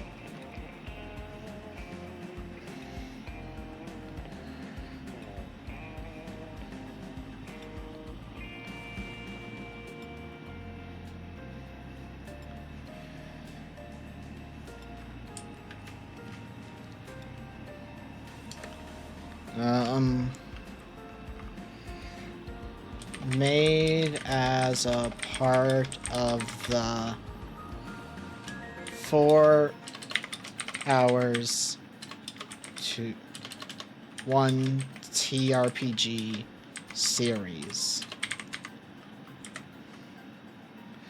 Because I definitely want to make this a series. So, made as a part of the 4 hours 1 TRPG series. I think you're supposed to do it in parentheses. So let's just do that.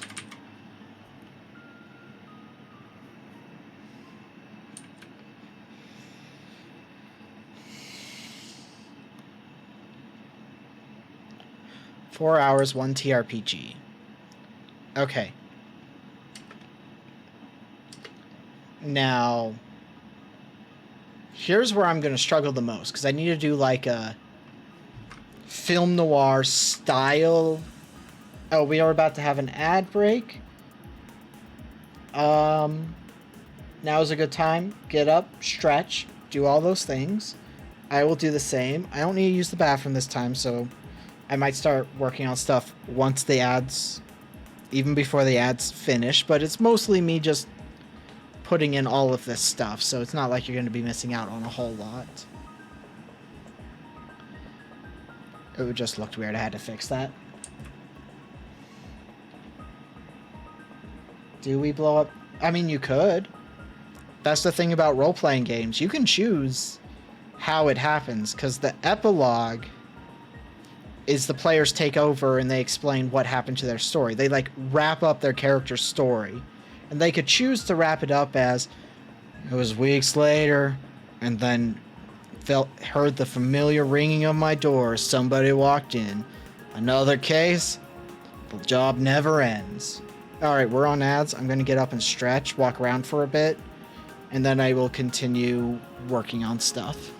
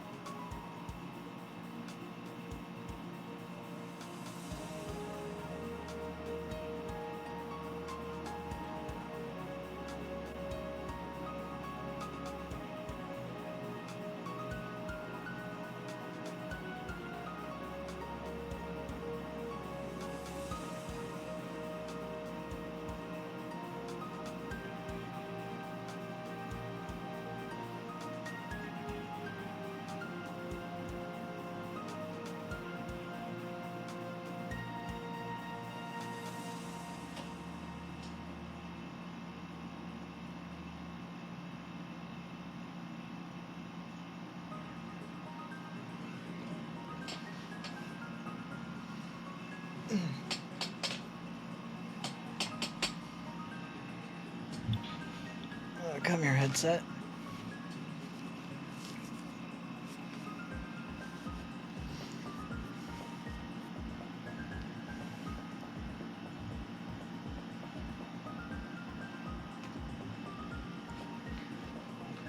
Okay.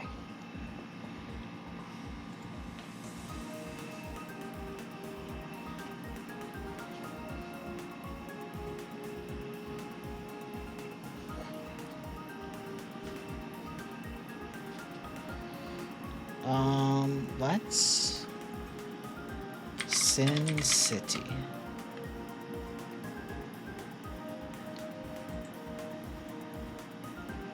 Because Sin City is very much what we're kind of leaning into.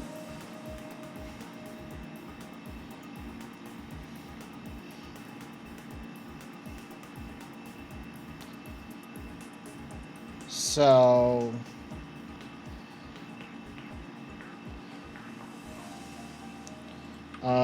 actually, what I'm gonna do,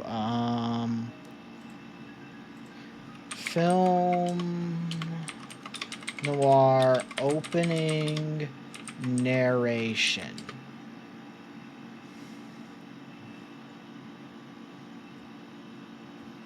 Yeah, the movie was something. So, I guess look at the private eye monologue.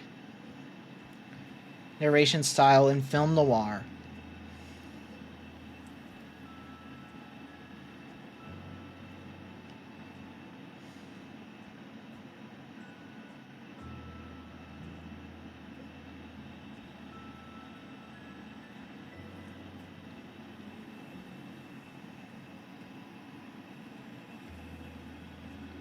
So it's just... I need to think of, like, the style of narration. So we have this right here. Is kind of an example of what we've got. Where it's the rain was coming down, like all the angels in heaven decided to take a piss at the same time. When you're in a situation like mine, you can only think in metaphors. Okay.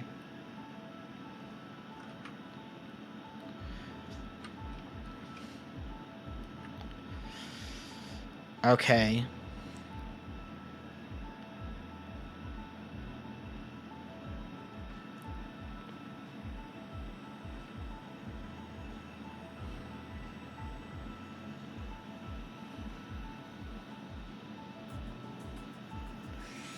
Huh.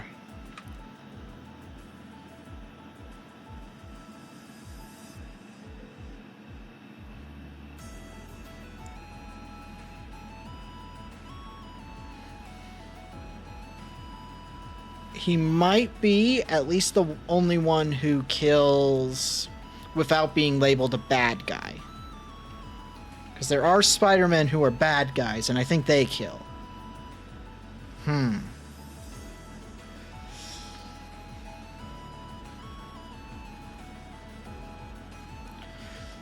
Okay. Smoke.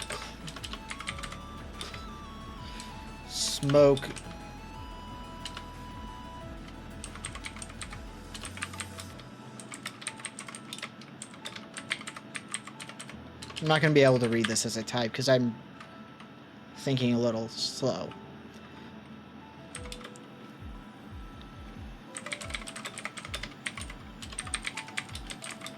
No, it needs to be as if there's nobody in the room. It needs to not be a first-person narration.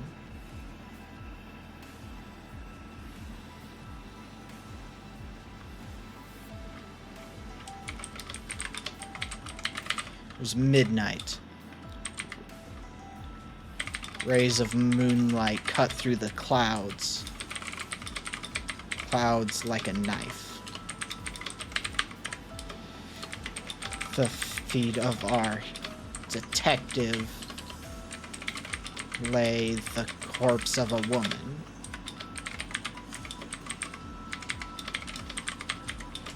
Another victim of the city. There we go.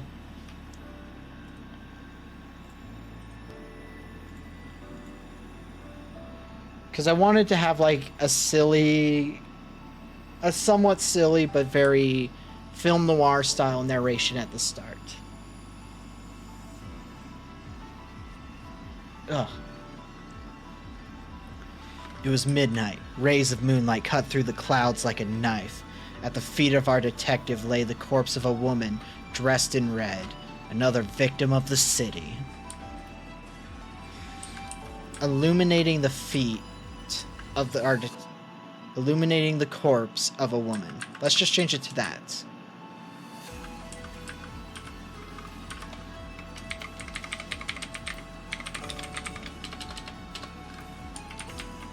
Dressed in red, another victim of the city. Yeah.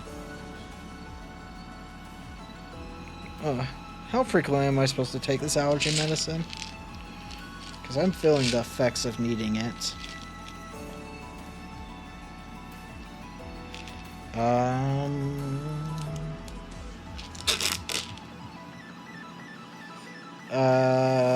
Take 2 tablets every 4 hours. It's...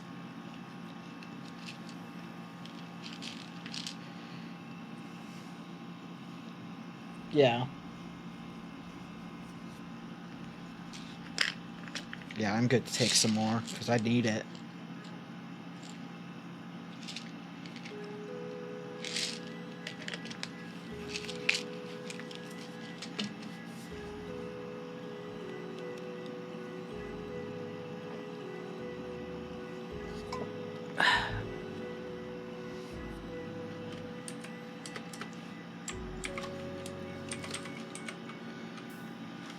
Cry of Darkness.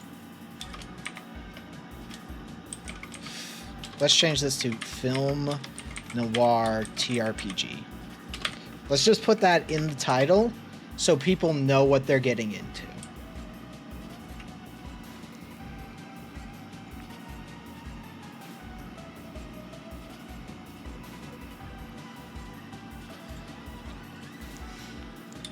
Cry of Darkness is a film noir based TRPG. In this game,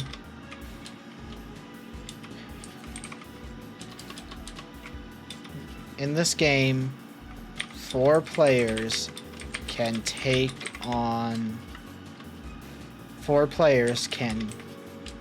in this game 2 to 4 players, because you could run it, can tell a story. A film noir story.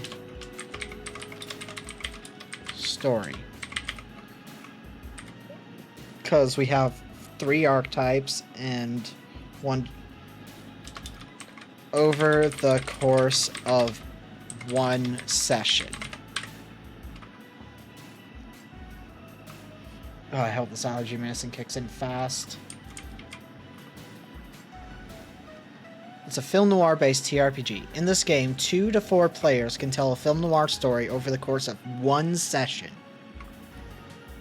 Yeah, I think that's very powerful. All you need to play this game is 2 to 4 players.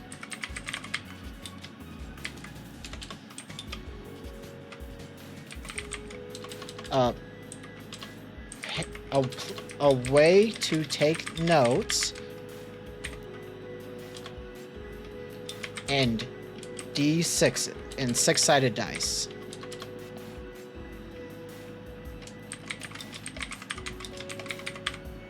Yeah. Because that's really all you need to play this game.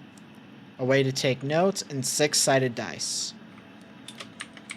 I'd recommend 2, 3 per player.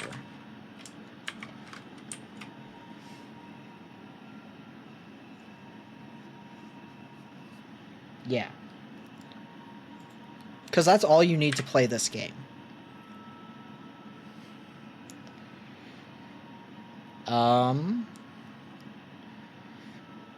Let's see.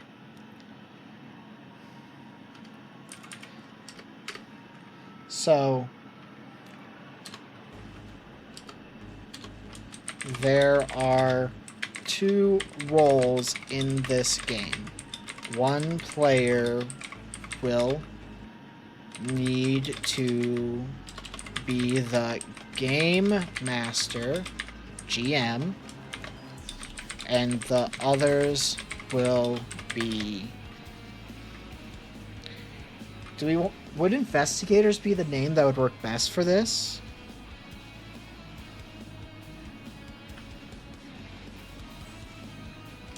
Investigators. Yeah, I'm going to just use investigators. I think that works. One player will need to be the game master, and the others will be investigators. Um...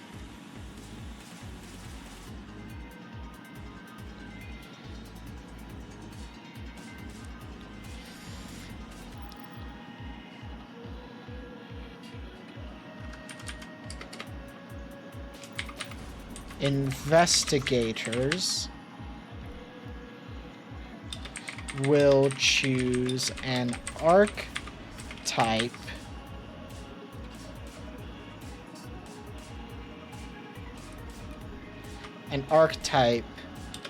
to start with. It will give each player 2 abilities they can use once per session. Once per session. I'm saying once per session because it just feels right.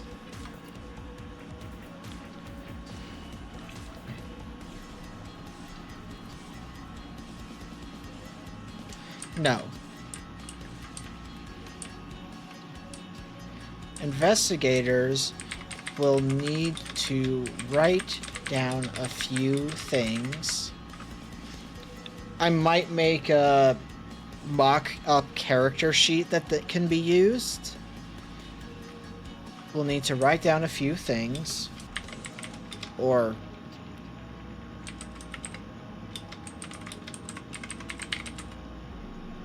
into there. Or...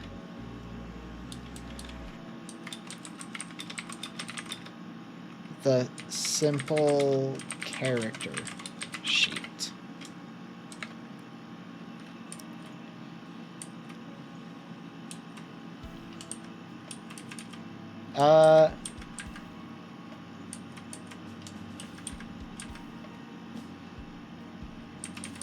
We'll need to write down a few things or a copy of the simple character sheet. Yeah, that's fine. HP. Which will be 7 plus brick shit house.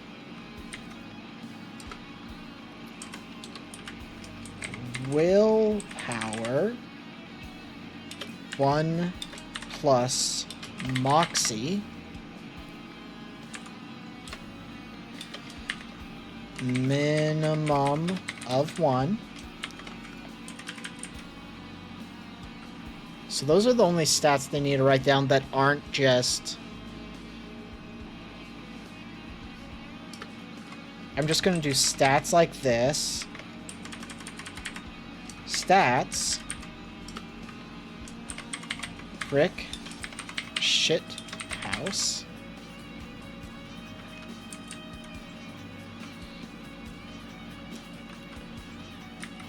Brick shit house. Firefight. Fisticuffs. Investigate. Yeah, let's remove those periods, actually. Okay,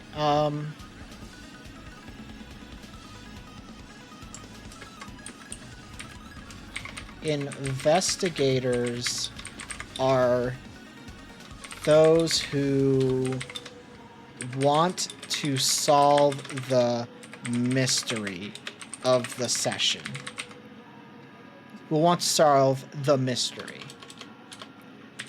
Investigators are those who want to solve the mystery. They can be detective,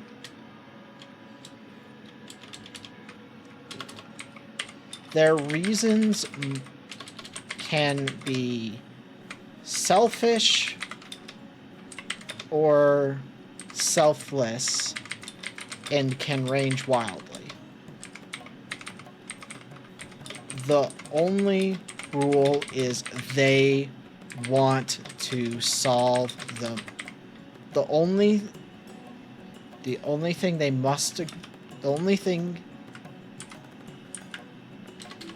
thing they are required to want, the only thing they are required is that they want to... The only thing required is they want to solve the mystery.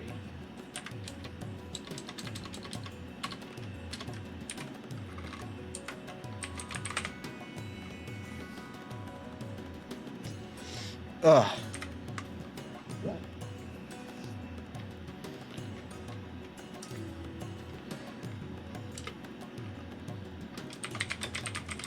Go about it will be determined by their stats.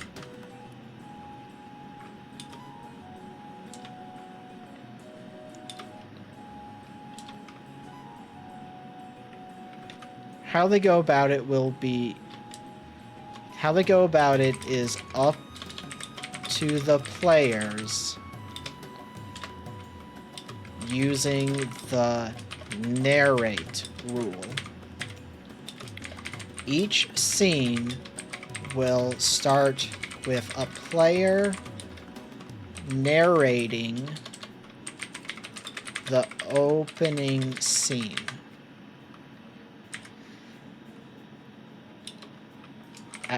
Outside of the opening scene and the finale,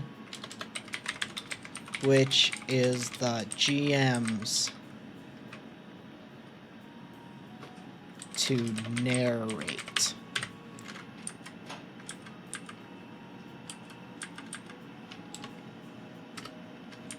Okay. Yeah, I like that.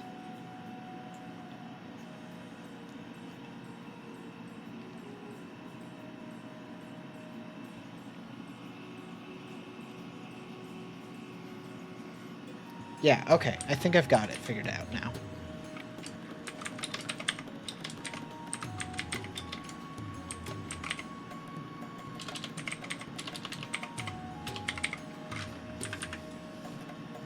And Moxie.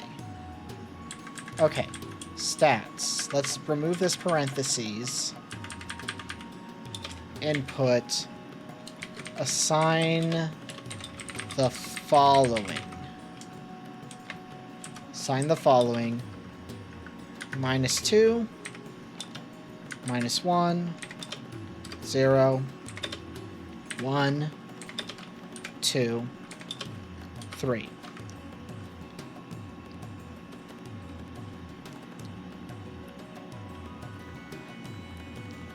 Assign the following. Yeah, that's good.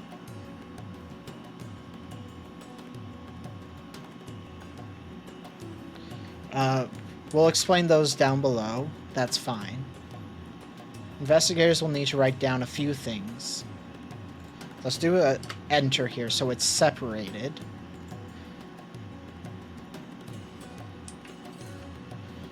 And we're gonna just actually explaining each... I'm just gonna, in parentheses, give a simple explanation. Willpower / wisdom. Kind of give the general vibe of what the stat is. Charisma / charm. I know they're the same word, but, you know. Intelligence... perception. Because it gives a... Because if you know what intelligence is and perception, you'll understand. Or you can look it up, and I can explain the stats better. No, we don't need to explain each of the stats exactly. Strength / brawling.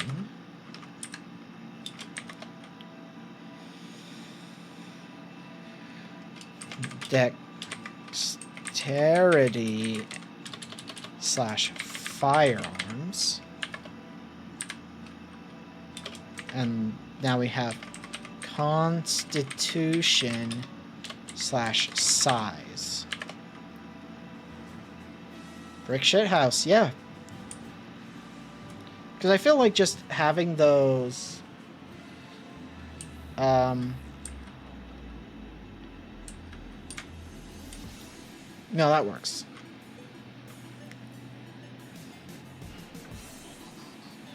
Oh, you know what? We need to actually add character archetype. Character archetype. You know what? Character name / character archetype. So you do your name, then the archetype. Yeah. Yeah, that's good. Because I want this to be something that you could just pick up and play. Because these 4 hours to make one TRPG series, I'm going to maybe make a monthly thing. I'm not sure. Maybe it'll be a part of the podcast uploads.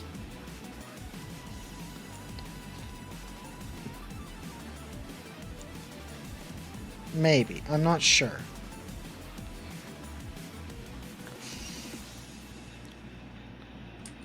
I can figure that out later. So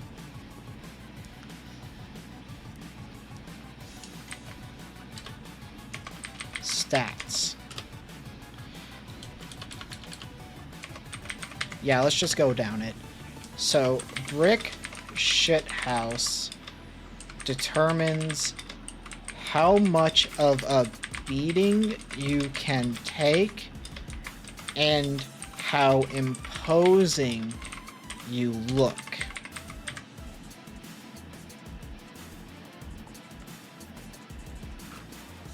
Determines.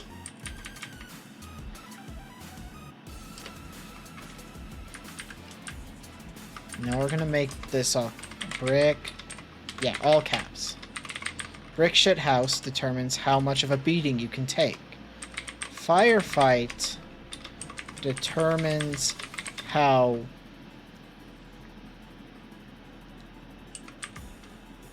dexterous you are and also how well you handle guns.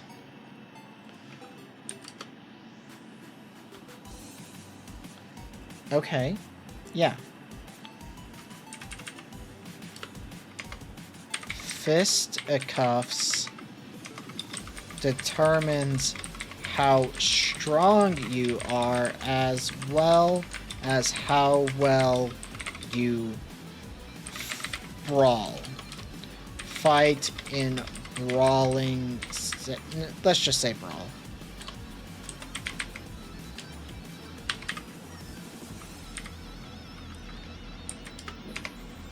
Because, you know, the first draft can be rough, and then if people are like, hey, could you work on... Like, if it gets comments and people are like, hey, this is complicated, I'm confused by this, I could then look into it and figure out how to fix that issue later. Because what's the point of putting in all this work if it doesn't need to be explained more? Determines how smart you are as well as your ability to find clues or other such things. No, other such things is good, actually. Je sais quoi. Did it again. Je ne sais quoi determines how charming you are.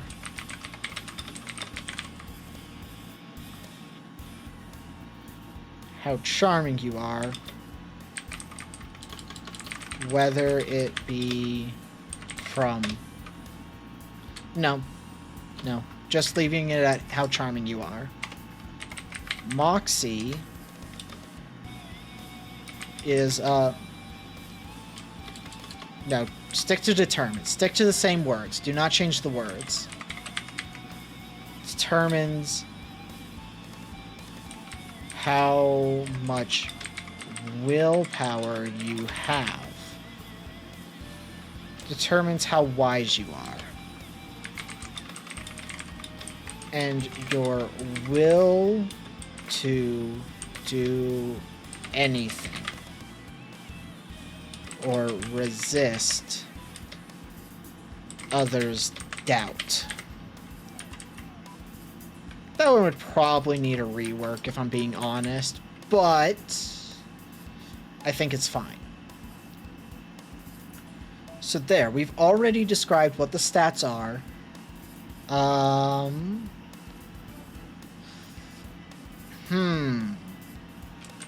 Before we go into archetypes, let's just go... How do I succeed? No, we're going to go down the character traits, then we'll explain how the system works. I think that's what we gotta do. Character archetypes.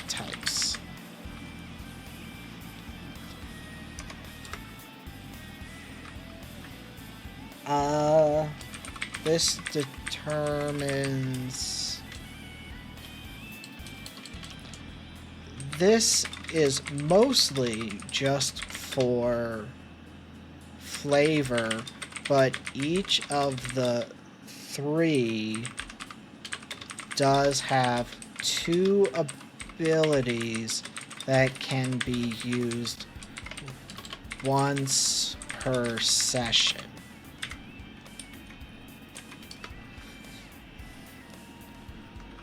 The Femme Fatale.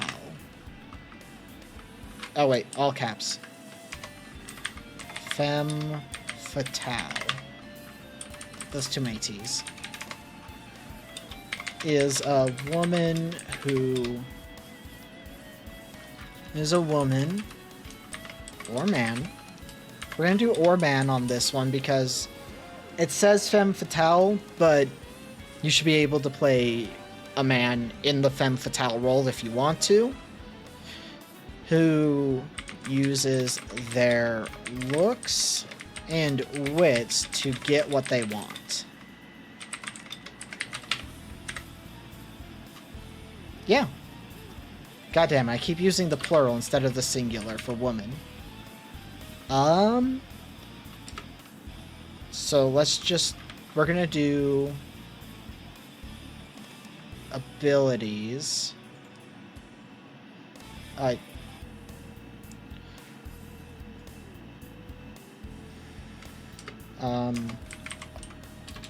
Archetype abilities.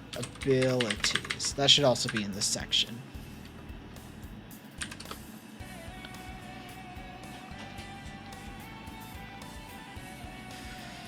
The character archetypes. Okay. Where did I put there at? Here we go.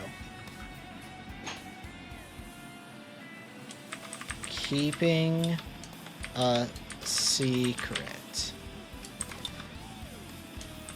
You can turn a failed Genesis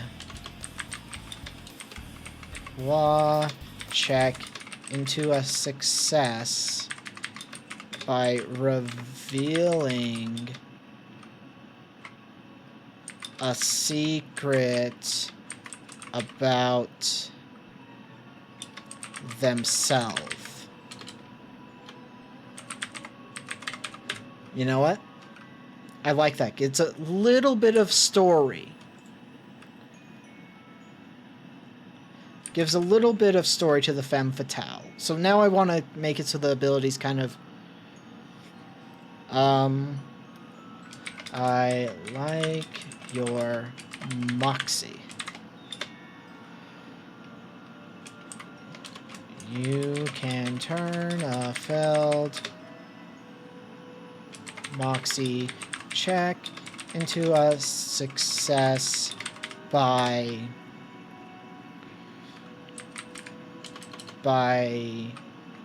letting the mask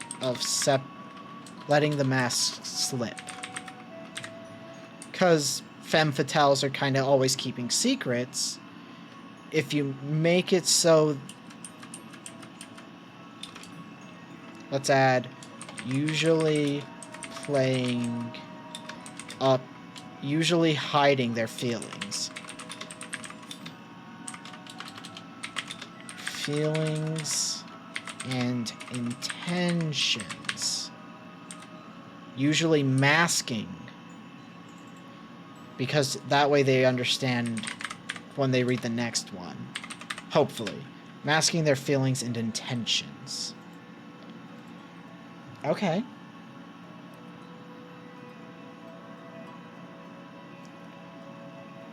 You know, it'd be really fun, actually, to next time plan this out better and try and get, like, a one-shot setup for the day after whenever I do these. So that it could be the first episode is making the system and the next episode is running the system. That could be fun. I feel like that would be a different podcast name, though, so it wouldn't be a part of Hex Club if I did that. Or maybe these VODs stick to the channel, but then do the bonus episode be running the one... Yeah, okay, I think I figured it out. Failed Moxie check into a success by letting the mask slip. Okay. Fallen hero was once an upstanding, was once a decorated hero, but has since fallen from grace. Now they are down on their luck and have a chip on their shoulder.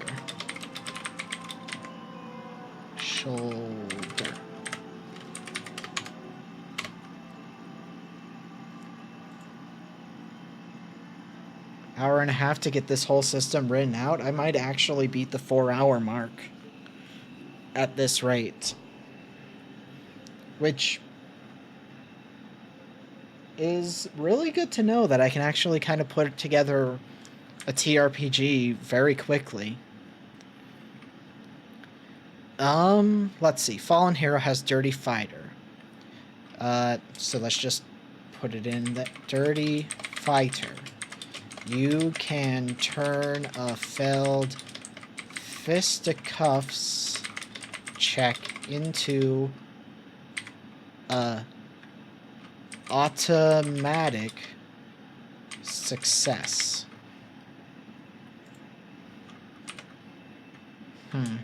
I might need to put the explanation of the rules above stuff, actually. Just for, like, flow.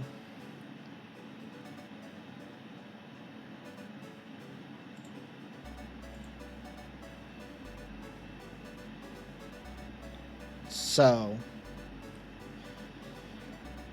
you know what? I'll do it right before character name, character archetype, this section. I'll get to that later, though. On max success by using a dirty tactic.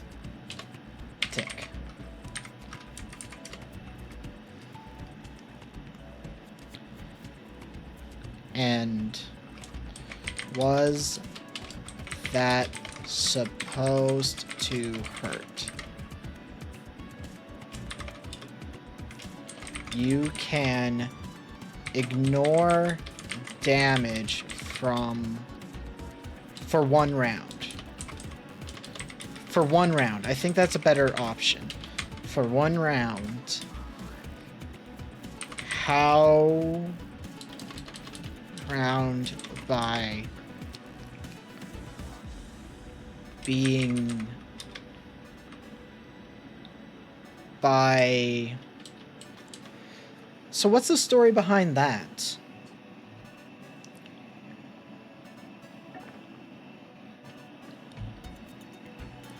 By letting your rage out.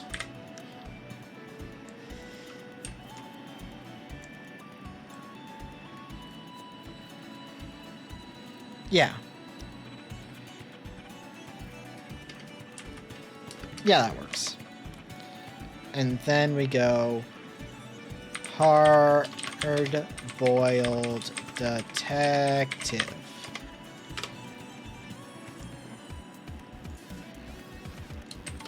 Bang, bang. I think that's the thing. If you use firearms, you get 6 shots. Always. I think that's the answer is... Oh, you know what it is? The hard-boiled detective... where everyone has different starting gear. Starting gear. And the starting gear is just different for everybody. So, like, the hard-boiled detective has the gun. And they can obviously find some gear as they go, but they're not going to find, like, a lot of gear. Because, I mean, at most, it wants you... The way I have it laid out, it wants you to do 5 scenes. Or 4 scenes. Which is... very small amount, even if they found something every scene before the finale.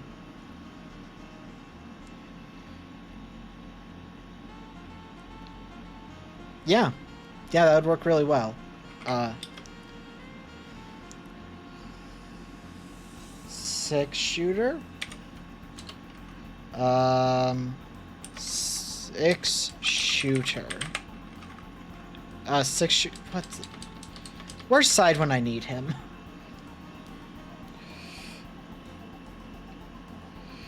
I'm just gonna message mods at an idiot. What's a 6-shooter that would work for film noir? I'll just call it 6-shooter right now in the thing. In all caps, and then I can change it later. 6-shooter. 6-shooter. 6-shooter. They should have 3 gear. Like 6-shooter, something, something. And like one of those is always just... You know what? Cigarettes. And a lighter. Because the hard-boiled detective is always depicted as smoking.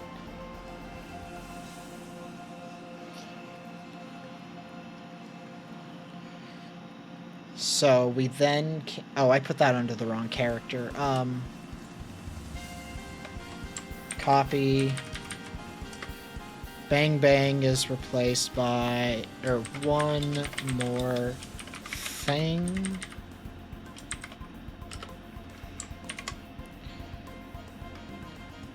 Let's just change this to gear, actually. And... yeah.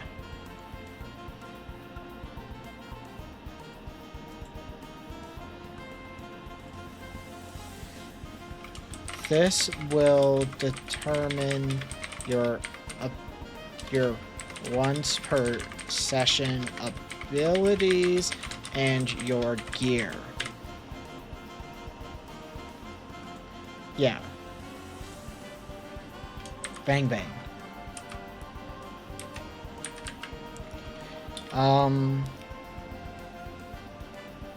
Yeah, because if the finale ends up needing you to use more than 6 shots, then, you know. Oh, well. Bang Bang is... I'm just gonna copy it. You can turn a success into a failure into a success by firing a second time. So it uses ammo, but it makes it a hit. One more thing.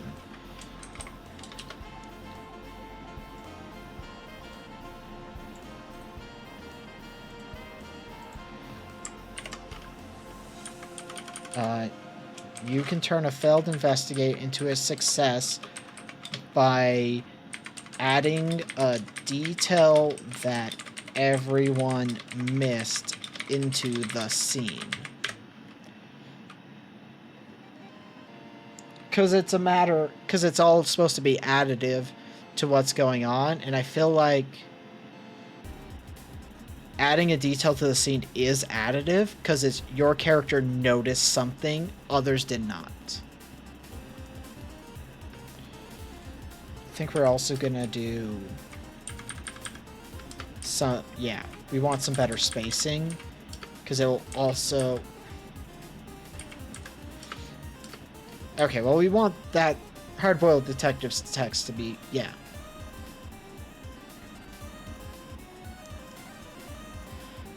We're gonna go with brass knuckles. Brass knuckles. Oh, what else should we add to it? Brass knuckles. Because cigarettes and a lighter. So it's like one's a weapon and the rest are just like additive bonuses that are more for flavor. But you could argue using them for other things. So what would the fallen hero have?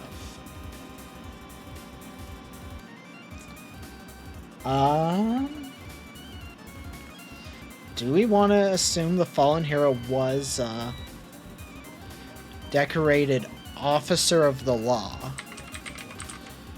Officer of the law. But has since fallen from grace. Fallen on hard times. Chip on their shoulder. Since fallen from grace. Yeah. Was once a decorated officer, so maybe they're still an officer of the law, or maybe they aren't, and that's up to the player to decide. Yeah, that works. Brass knuckles. Old badge. And handcuffs. You know what? That works. The old badge and handcuffs is really fun. I think I should be using the Oxford comma on this. What would the femme fatale's weapon be? Would it be a Derringer? Like a one-shot Derringer?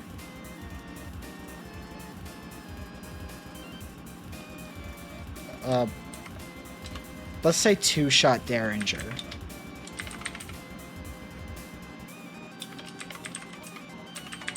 Because it's a hidden weapon. They need to have things that would make sense. Probably lipstick.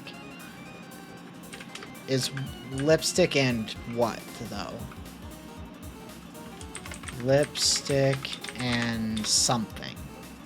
What would it be, though? Femme fatale. Femme fatale. Lipstick and...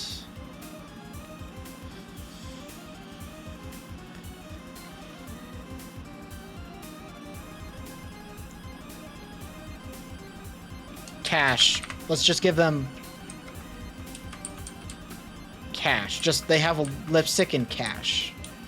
So they could, in theory, use the cash to buy their way into information.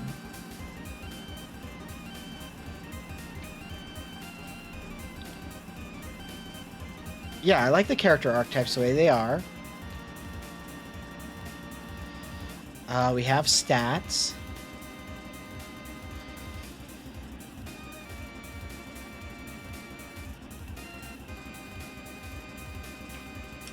Let's do this, just to keep it its own thing. Rules. we have narrate. You open the scene by describing the surroundings and one key detail.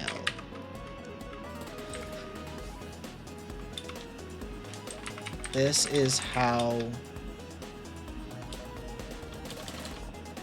where it goes from there is up to the GM.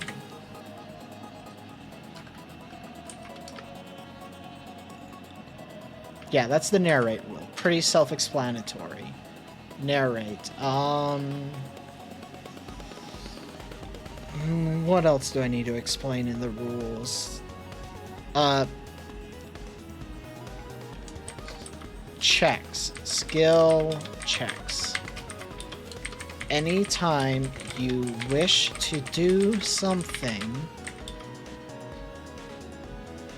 you will use... Do I have stats above this? No, they're below this. I feel like stats are going to have to get moved for layout reasons.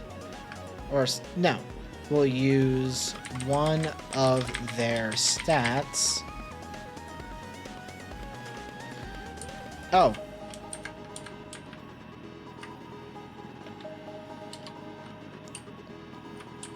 Let's just do success versus failure. You, in order to succeed, you will roll 2d6, and you will roll 2d6 where you against 7 plus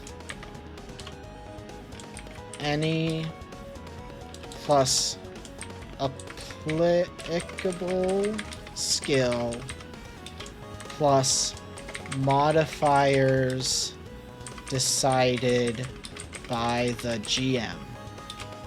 These could be negative.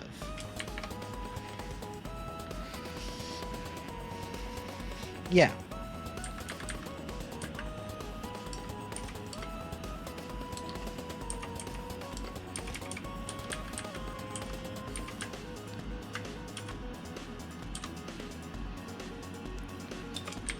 Any time you are trying to succeed at something,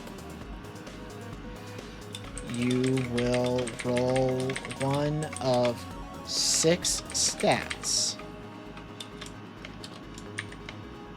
Oh god, I just forgot all of them off the top of my head. Where is it?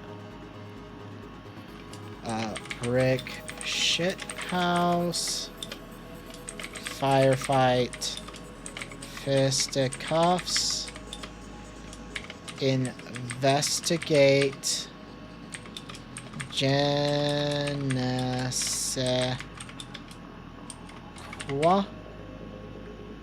or Moxie.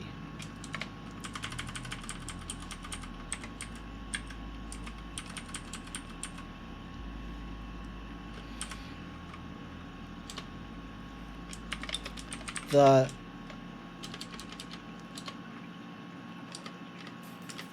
note on skill checks. You can, or you should be thinking outside the box to justify using what you are good at.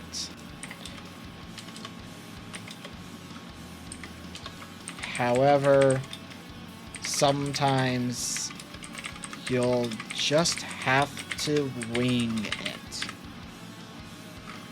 Yeah. I think that's all I need to put for the rules, actually. Narrate, you open the scene by describing the surroundings, by describing the area, and 1 key detail. Where it goes from there is up to the GM. Success versus failure. In order to succeed, you will roll 2d6 against 7 plus applicable skill plus modifiers. Decided by the GM. By modifiers, let's actually make modifiers its own little blurb. Modifiers. Things you did or use that make things harder or easier depending on the circumstance.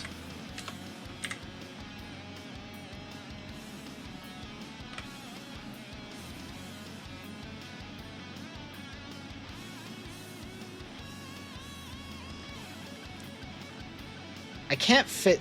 The stats are not going to fit in that small section right there. So I think that's just where this ends.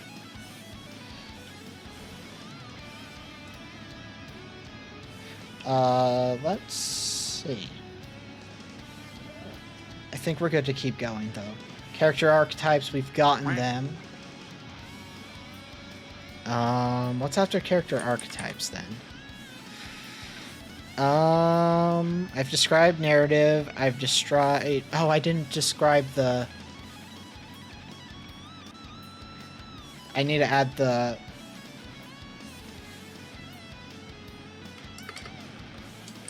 automatic success versus automatic failure. Yeah.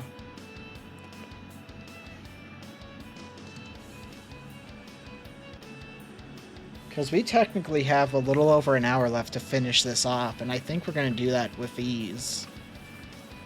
Because I'm not, like, stressed out trying to get under the wire. I might succeed with a little bit of time left. Sometimes you will roll exceptionally well or bad. This is when you roll a 12 AS or a 2 AF. This is when you roll and this just means you fail, you succeed or fail. In combat, AS makes you deal 1d6 extra damage. Oh, I need combat to be in here. Combat. Checks to hit are only adjusted by... Have fun. Checks to hit are only adjusted by the target's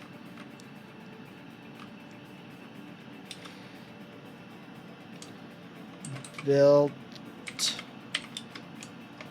or brick shit house. Checks to hit are only adjusted by the target's brick shit house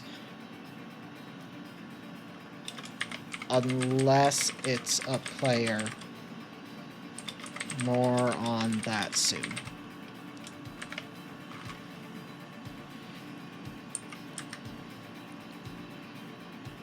Checks to hit are only adjusted by the target's brick shit house stat. Unless it's a player, more on that soon.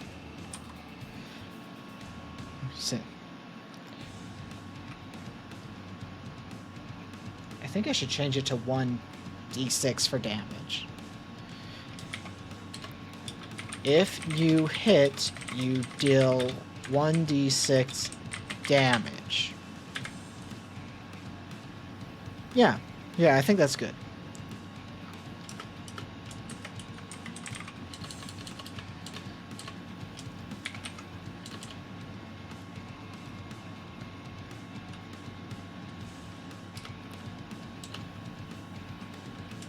when you are attacked, roll a brick shit house check.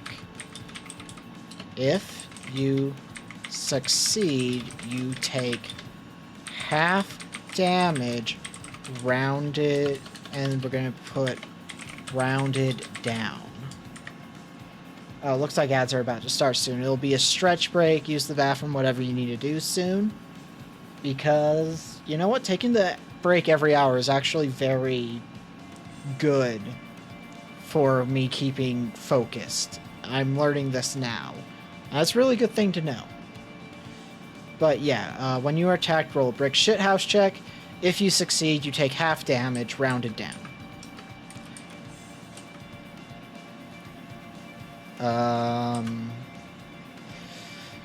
Half damage, rounded down.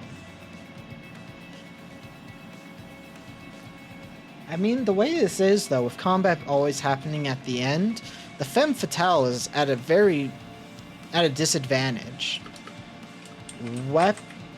Guns need to be reloaded. Will need to be reloaded. Oh, ad break. Everybody go ahead, get up, stretch, walk around, get some water, use the bathroom, whatever it is you need to do. I'm just going to get up and stretch, and I'll probably continue just typing things out because I'm aware it's probably not the super most fun thing to listen to, but I am trying. I'm enjoying it, so I'm going to probably keep doing it, and then, you know, people who find it interesting can jump in to chat and listen, or it can be a VOD that you can listen to, which this will be on the VOD channel. I really need to update all of the socials because it is not accurate anymore, so I'll fix that later. Anyway, I'm getting up and stretching.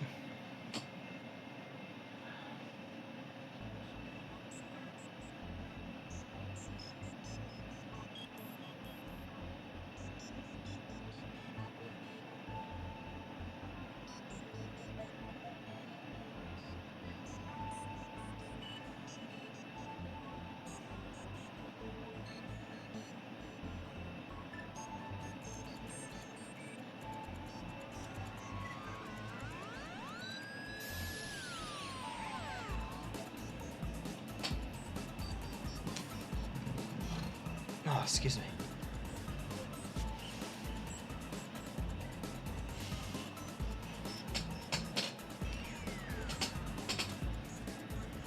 Okay. Guns will need to be reloaded. It takes one turn. Yeah, but the femme fatale could, in theory, be pretty good in hand-to-hand combat, so never mind. They just aren't. They just don't have the one ability.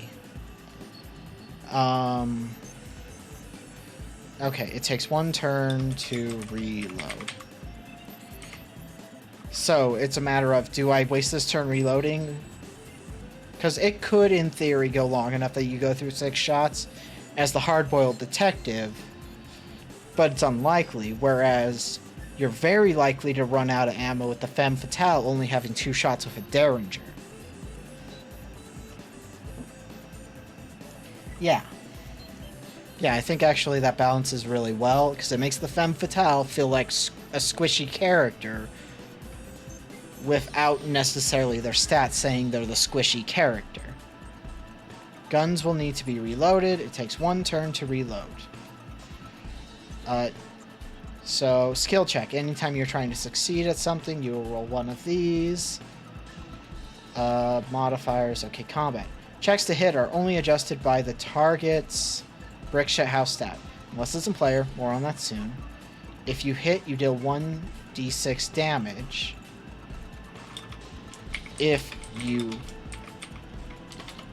get an automatic success, an AS, if you get an AS, then you deal 2d6 damage. Hexar. feel like this needs to be... There needs to be like a space here. Well, I think I can fit in the stats section now. So let's try that. Let's see what happens.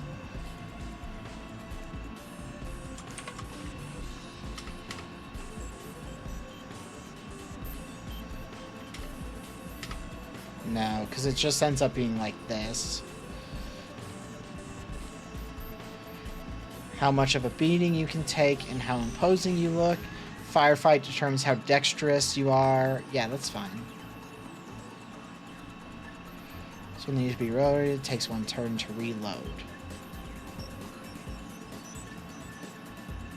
Yeah.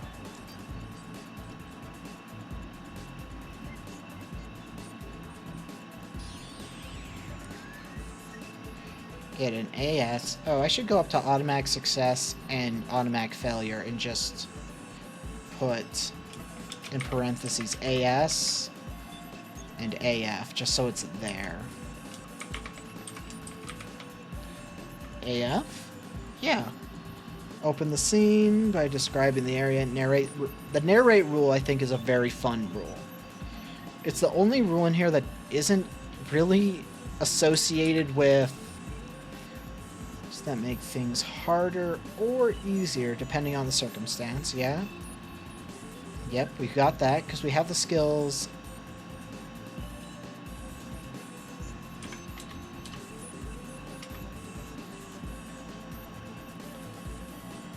You should be thinking outside of the box to justify using what you are good at. However, sometimes you'll just have to wing it and you'll have to hope you roll well. You'll have to use a stat you are bad at.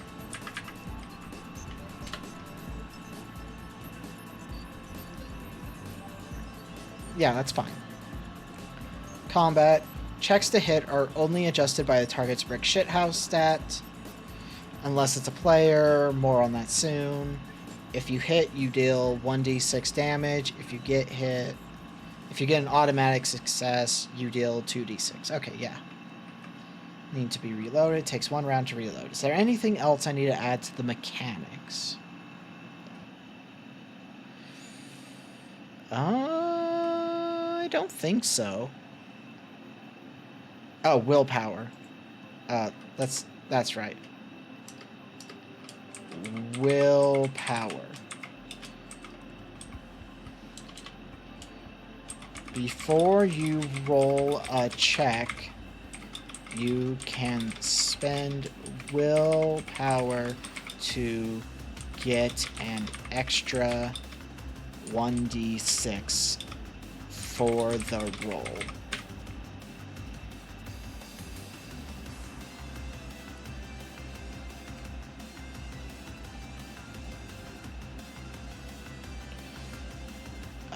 Yeah. Because I think willpower is the only thing I didn't do. Before you roll a check, you can spend willpower to get an extra d6 for the check. Yeah. Investigators will need to write down a few things, or a copy of the simple character sheet to fill out. Yeah, there we go. And it's, you know, character's name and their archetype, the HP, and it gives the formula. Willpower gives the formula. Stats, and then it just lists the stats and it gives you how you will assign these numbers. And then I can actually remove this section right here. So we're back to character archetype. And then this will determine your once per session abilities and your gear. And while it doesn't state the way you should play your character, it does give you an idea of how they function in the... No, that's too much. That's unnecessary information. And your gear.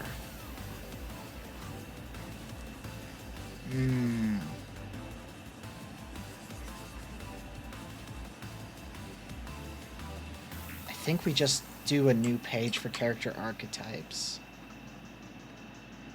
Let's just add in notes. Physical description. No, that's not something you should need to write down.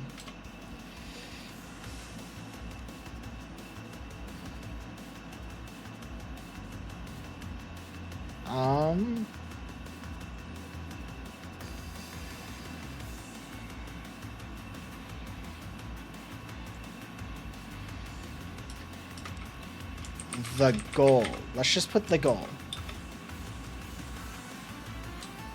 Or let's do clues.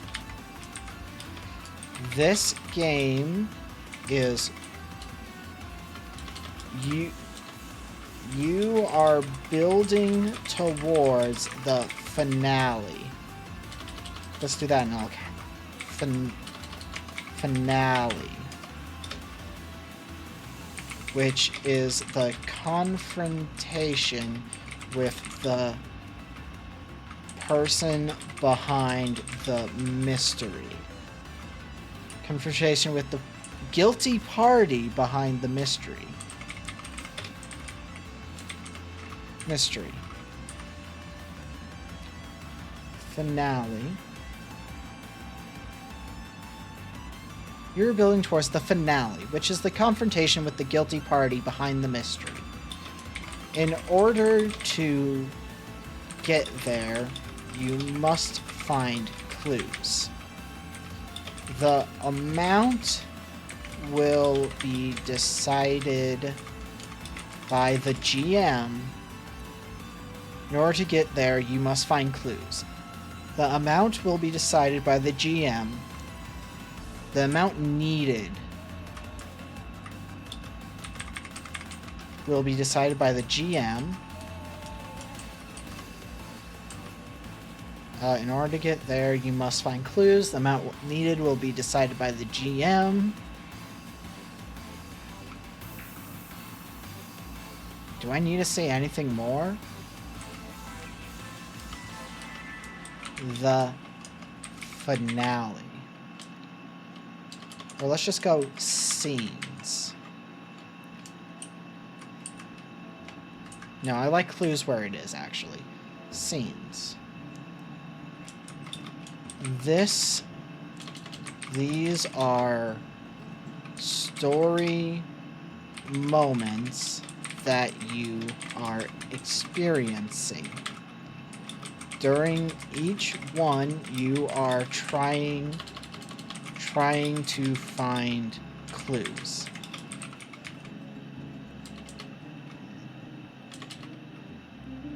However... Oh. Never mind. Clues... Why am I not able to spell all of a sudden? Clues... can be anything physical or a piece of information you convince, or a piece of information that is said out loud, or a piece of information that you get from a stranger. Yeah, let's just go with that. From someone. Let's just say someone. Scenes, these are story moments that you are experiencing. During each one, you are trying to find clues.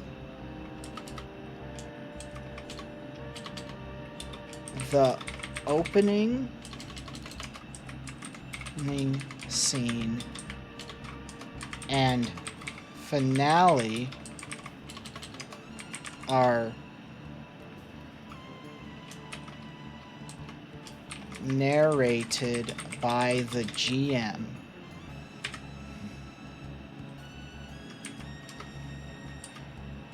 The opening scene and finale are narrated by the GM. I feel like this system also actually puts a lot more of the work on the players than it does the GM. Which I think is fun because the GM is trying to concoct a mystery. Yeah, I think this is actually solid. Do I need anything besides scenes? No. Let's try.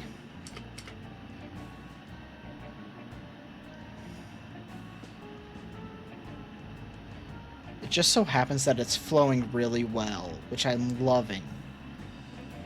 Anything... Okay. Character archetypes.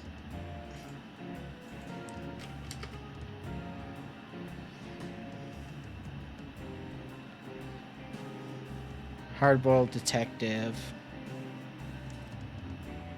Okay, we just need to get into the GM stuff then.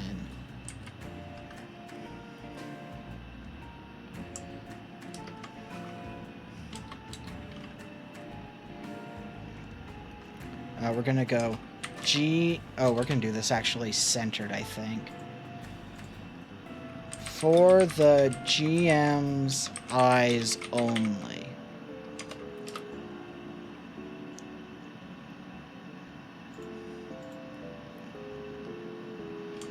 So you've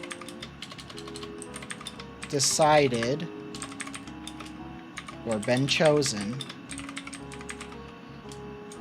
to take on the role of the GM.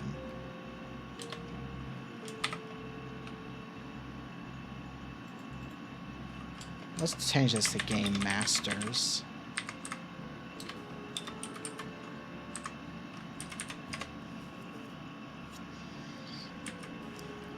So you've decided or been chosen to take on the role of the GM.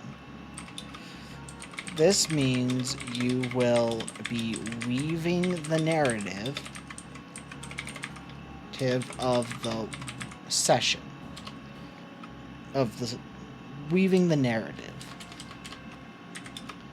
Now, this can seem daunting, but I'm going to give you an easy formula to follow.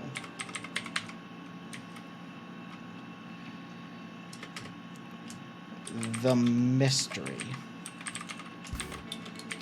At the heart of this game, the investigators are trying to solve a mystery.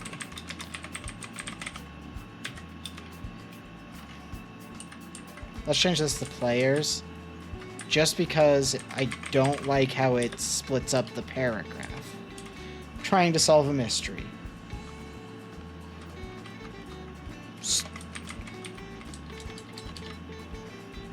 You can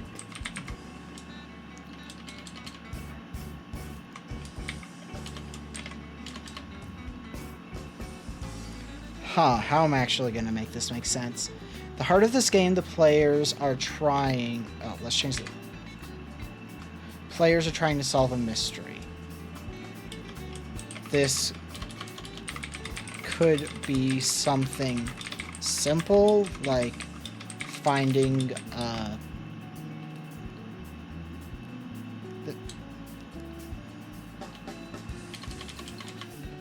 Now, this is film noir focused, but you can do whatever. Now, part of this game, the players are trying to solve a mystery. What is this mystery, though?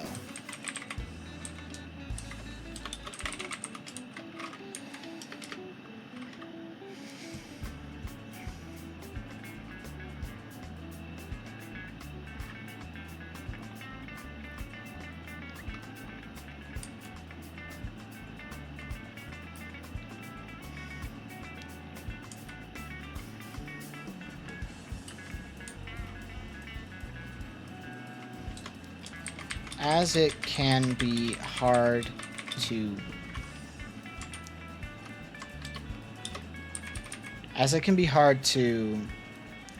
figure this out, perhaps start with the main villain that you want to have at the ending.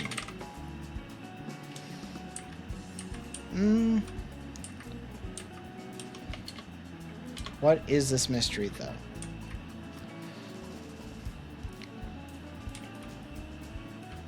Part of the game, this game, the players are trying to solve a mystery.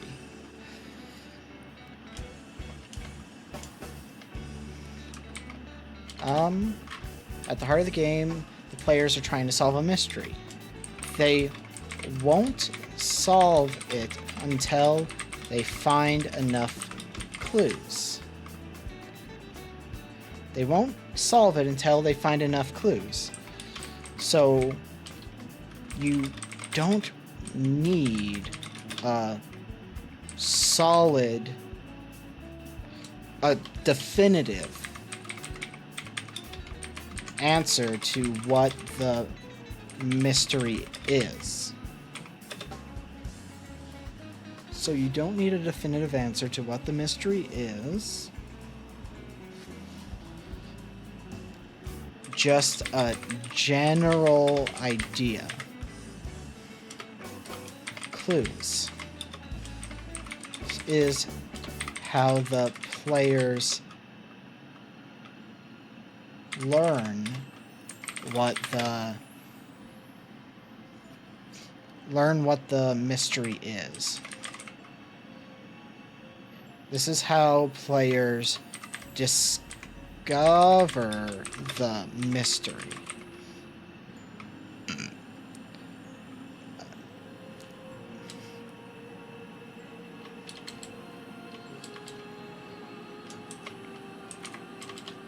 Opening scene. This is where the game starts. You have the power to set up the mystery however you want, as long as the players will be able to interact with it. Prologue. This is optional.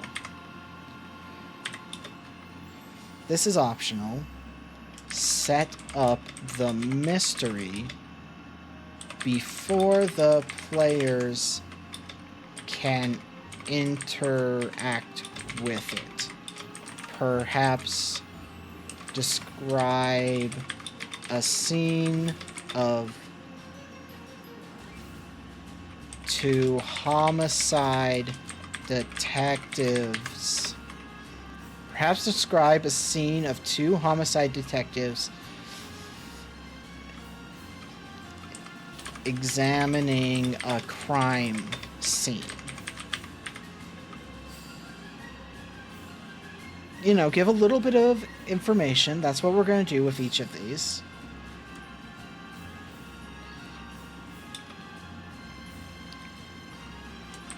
Perhaps have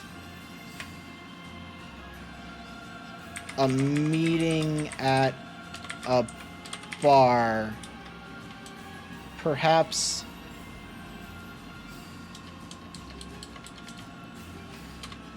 the iconic option is the femme fatale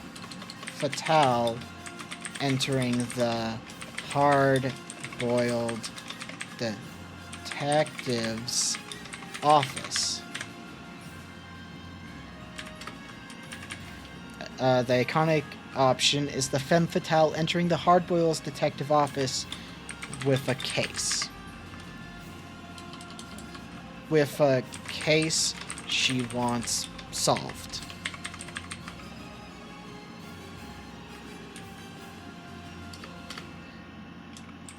in between scenes.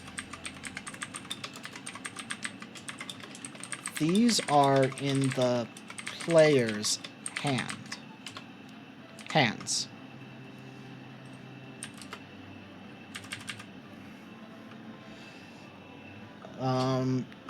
Oh, wow, that did not feel great to shift that way, but we're okay. These are in the player's hands. Once they describe it, start asking questions. Asking questions or playing NPCs that were established or you believe would be there.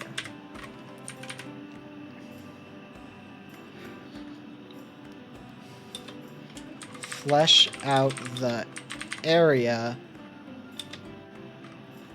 Flesh out the area with probing questions. Flesh out the area with probing questions and consider what clue is in this area. Flesh out the area with probing questions and consider what clue is in this area.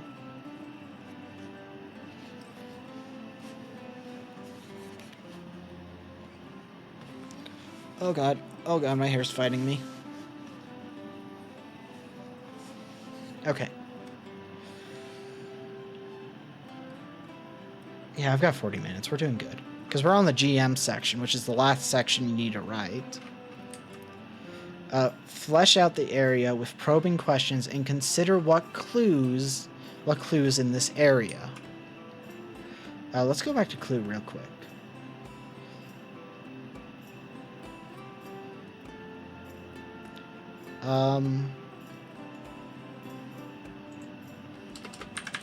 Clues. Generally, this is how they solve the mystery. This is how they solve the mystery. This is how they solve the mystery.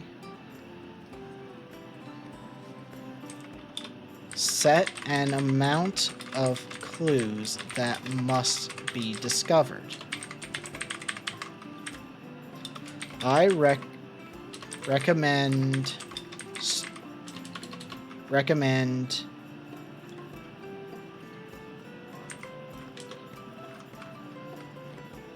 one clue for each player plus one. Recommend one clue for each player plus one. This will keep the game short.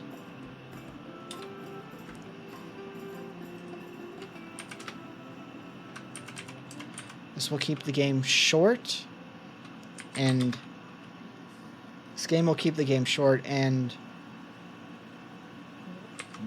give you the ability to let each scene linger. So we give you the ability to let each scene linger, or each scene breathe.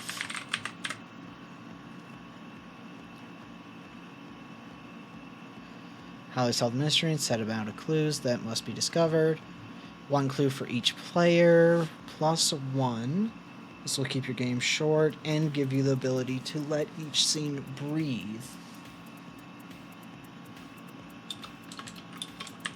And give you more time to think on the mystery itself.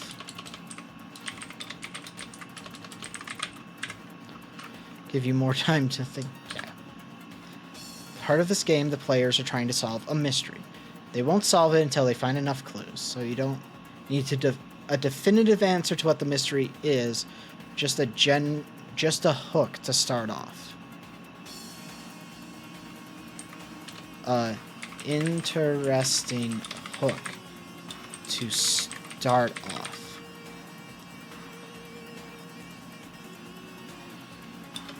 Such as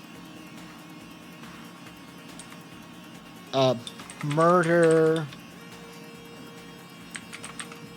A murder where the weapon can't be found.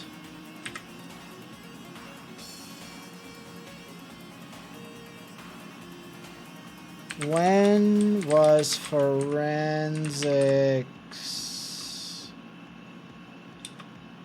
invented?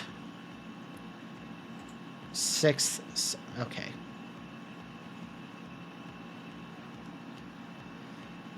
So it is. Yeah. Such as a murder with no clear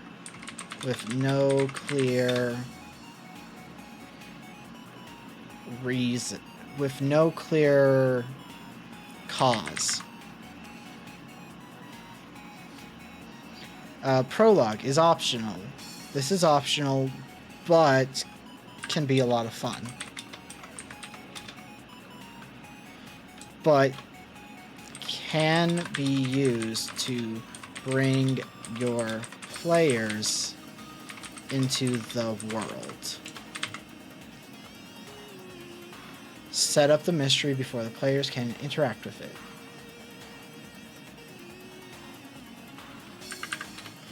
Use this to set up the mystery before the players can interact with it. Perhaps describe a scene of two homicide detectives examining the crime scene. Okay, yeah. Kind of the iconic option. In between scenes. Flesh out the area with probing questions and consider what clues in this area.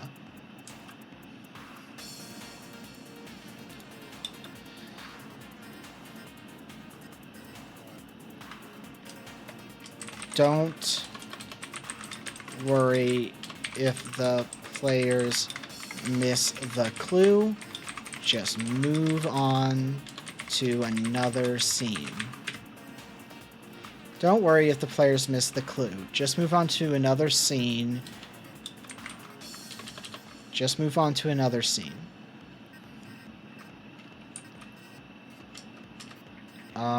So in between scenes, so now we got finale. The finale. This is it. This is where the mystery has been solved, and now the players are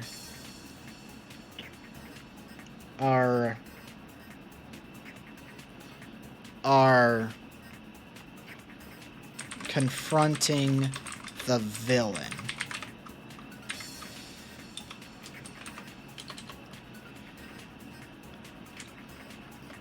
This, if you haven't run a satisfying combat yet, especially if you have the fallen hero as a play, especially if a player is playing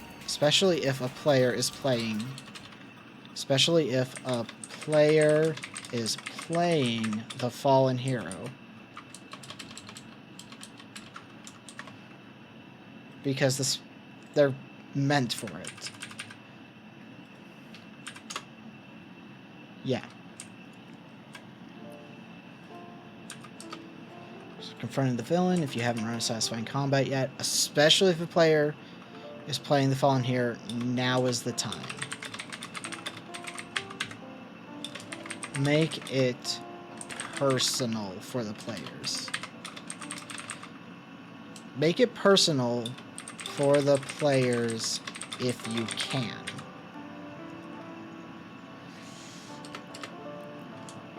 Epilogue. Ask the players what happens after the mystery is resolved.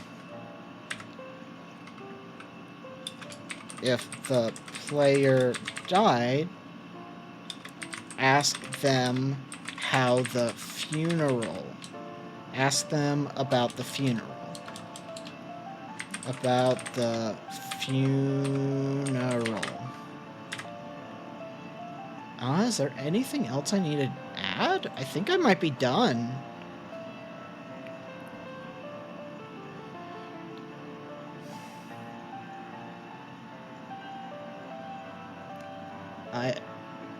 I might actually be done with this.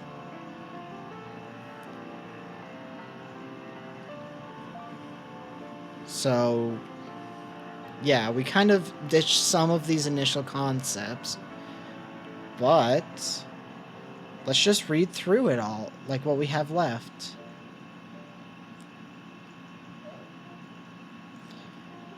Cry of Darkness, a film noir. Oh, let's add a film noir. A film noir TRPG, a game by Goblin Productions, made as a part of the 4 Hours 1 TRPG series. It was midnight. Rays of moonlight cut through the clouds like a knife, illuminating the corpse of a woman dressed in red. Another victim of the city. I'm going to change this to capital T, the city. Cry of Darkness is a film noir-based TRPG. In this game, 2 to 4 players can tell a film noir story over the course of 1 session. All you need to play this game is 2 to 4 players, a way to take notes, and 6-sided dice. I'd recommend 3 per player. There are 2 roles in this game. One player will be the game master, and the others will be investigators. Investigators are those who want to solve the mystery. Their reason can be selfish or selfless and can range wildly. The only thing required is they want to solve the mystery. How they go about it is up to the players using the narrate rule. Each scene will start with a player narrating the opening scene. Outside of the opening scene and the finale, which is the GM's to narrate. And, okay, that might be a bit repetitive to have narrate follow immediately, but that's fine, I think. Rules. Narrate. You open the scene by describing the area in one key detail. No, it has the one key detail. Where it goes from there is up to the GM. Yeah, that's fine. I think that's fine to have it be repetitive, because it hammers home the narrate is an important mechanic. Success versus failure. In order to succeed, you will roll 2d6 against 7 plus applicable skill plus modifiers. Automatic success, AS, versus automatic failure, AF. Sometimes you will roll exceptionally well or bad. Let's put this in parentheses, I think. Or bad. This is when you roll a 12, AS, or a 2, AF. This just means you succeed or fail. In combat, AS makes you deal 1d6 extra damage. Modifiers. Things you did or used that make things harder or easier depending on the circumstances. Such as the environment or your approach. Yeah, I think I need to add that little bit there.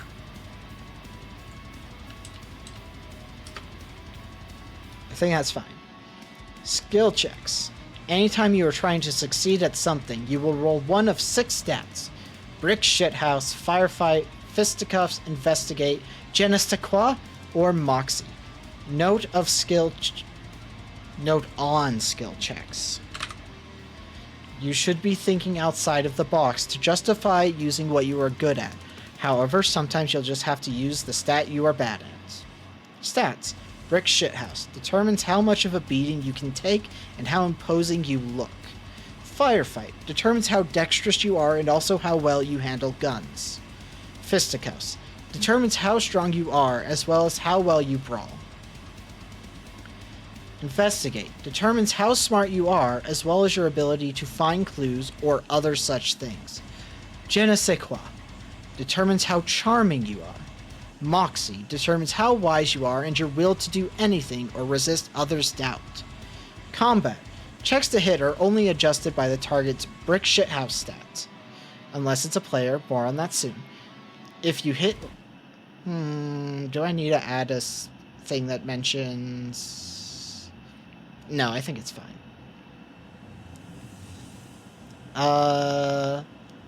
Checks to hit are only adjusted. Combat, it might need a little bit, but it's fine.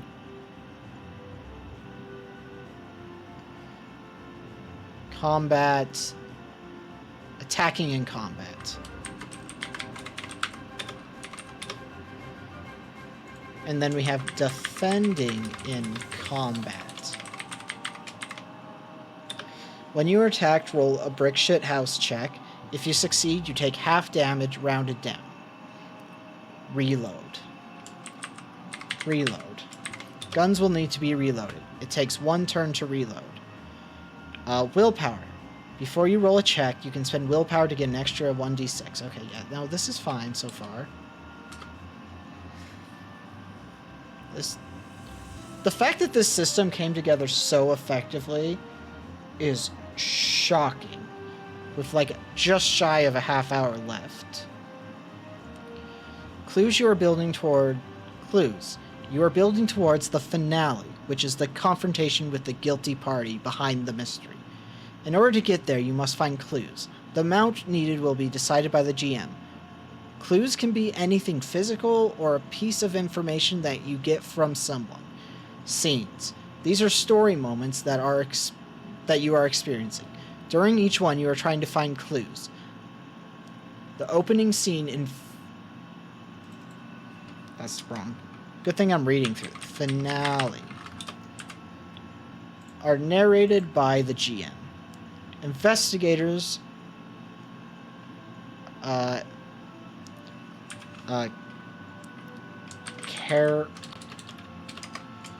character sheet. Investigators will need to write down a few things or a copy of the simple character sheet to fill out.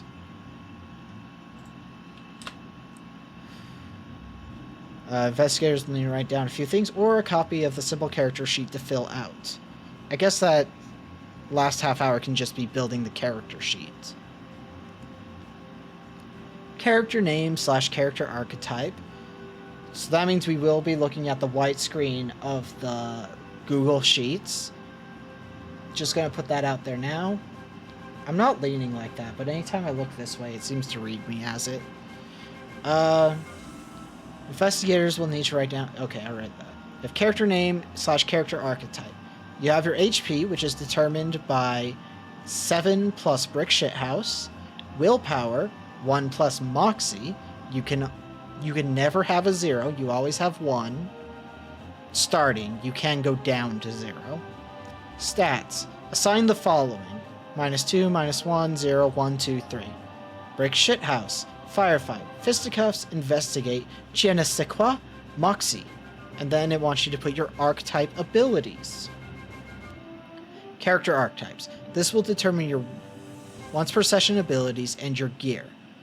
Femme fatale is a woman or man who uses their looks and wits to get what they want, usually masking their feelings and intentions. Keeping a secret. You can turn a failed je ne sais quoi check into a success by revealing a secret about themselves.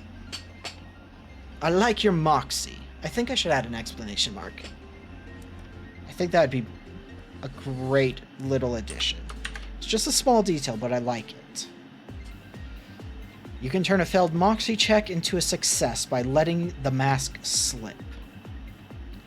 A 2-shot Derringer, lipstick, and cash for your gear. Fallen Hero was once a decorated officer of the law, but has since fallen from grace. Now they are down on their luck and have a chip on their shoulder.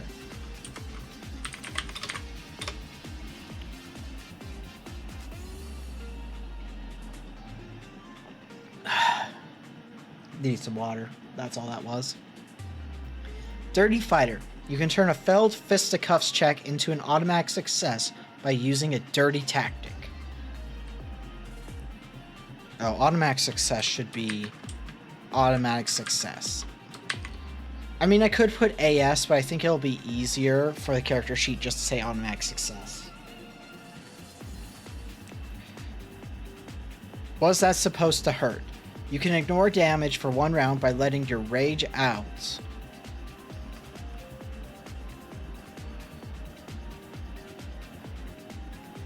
By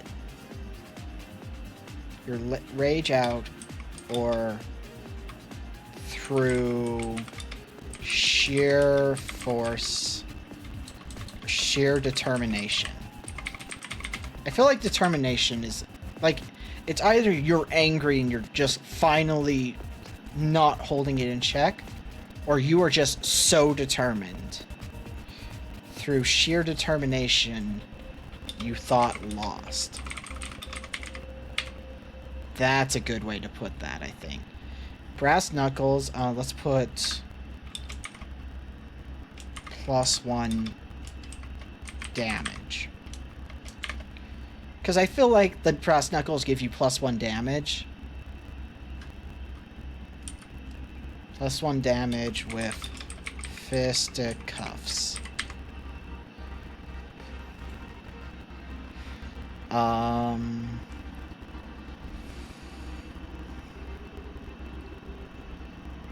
Let's put fast draw. No, let's just leave that as it is. Because I don't... 2-shot Derringer says 2 shots. Lipstick and cash.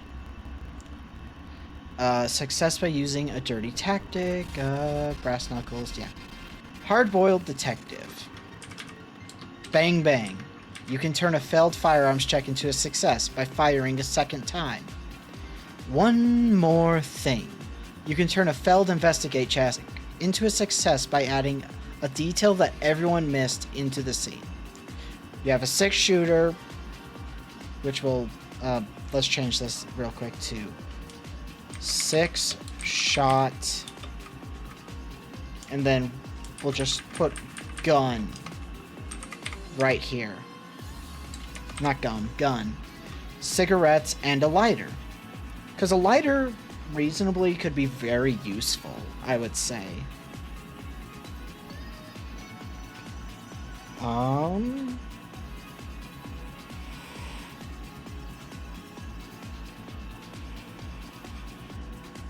So,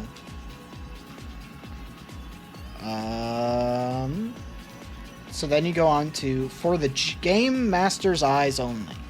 So you've decided, or have been chosen,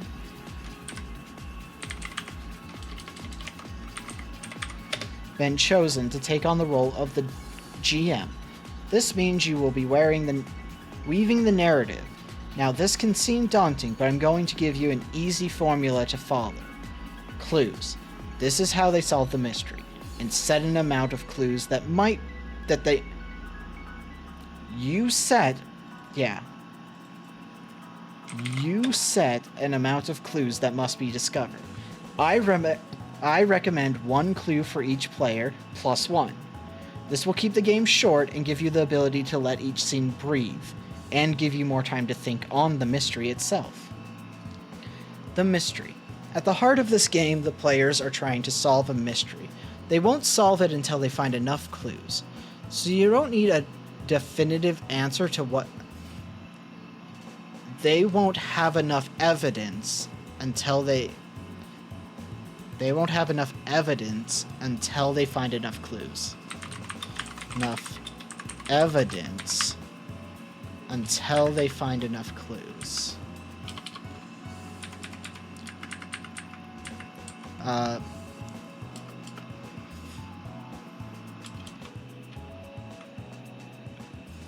No, that's fine as it is. So you don't need a definitive answer to what the mystery is. Just an interesting hook to start off, and a general idea of the finale, or the reveal. Such as a murder with no clear cause, or suspects.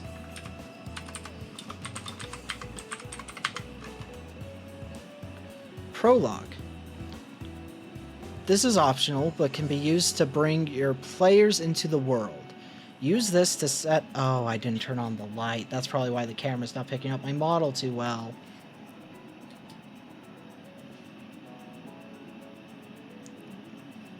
That one's on me. I had bad lighting. My fault. So I turned it on for like the 20 minutes we're gonna have. Prologue. This is optional, but it can use to bring your players into the world. Use this to set up the mystery before the players can interact with it. Perhaps describe a scene of 2 homicide detectives examining a crime scene. Opening scene. This is where the game starts. You have the power to set up the mystery however you want, as long as the players will be able to interact with it. The iconic option is the femme fatale entering the hard-boiled detective's office with a case she wants solved. In between scenes. These are in the player's hands. Once they describe it, start asking questions or playing NPCs that were established and you believe would be theirs. Flesh out the area with probing questions. Give them a push and pull.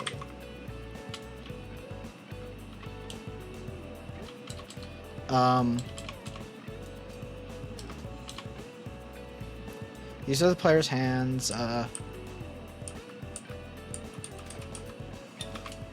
After you fill the scene,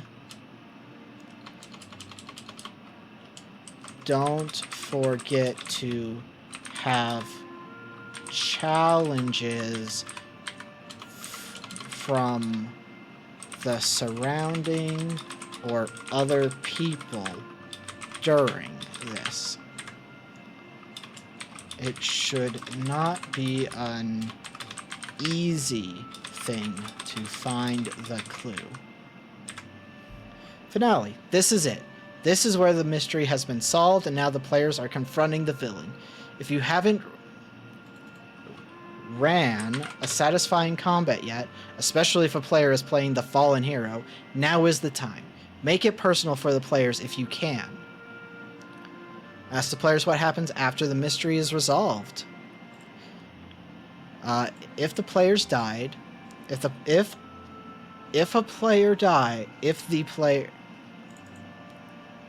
player you asked died, if a player died, ask them about the funeral.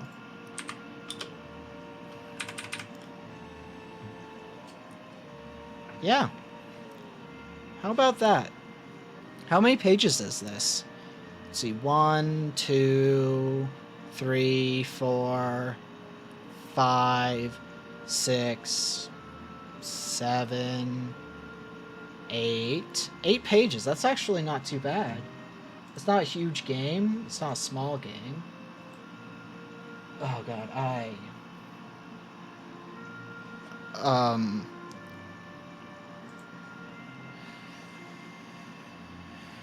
gotta use the bathroom. I might...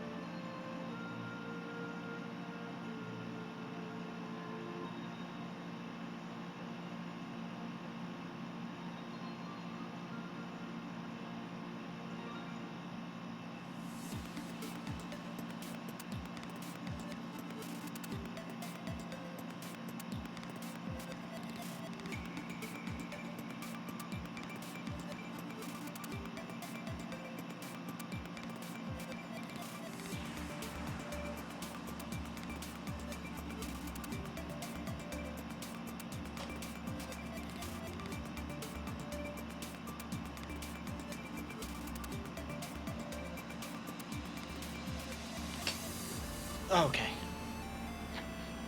Okay.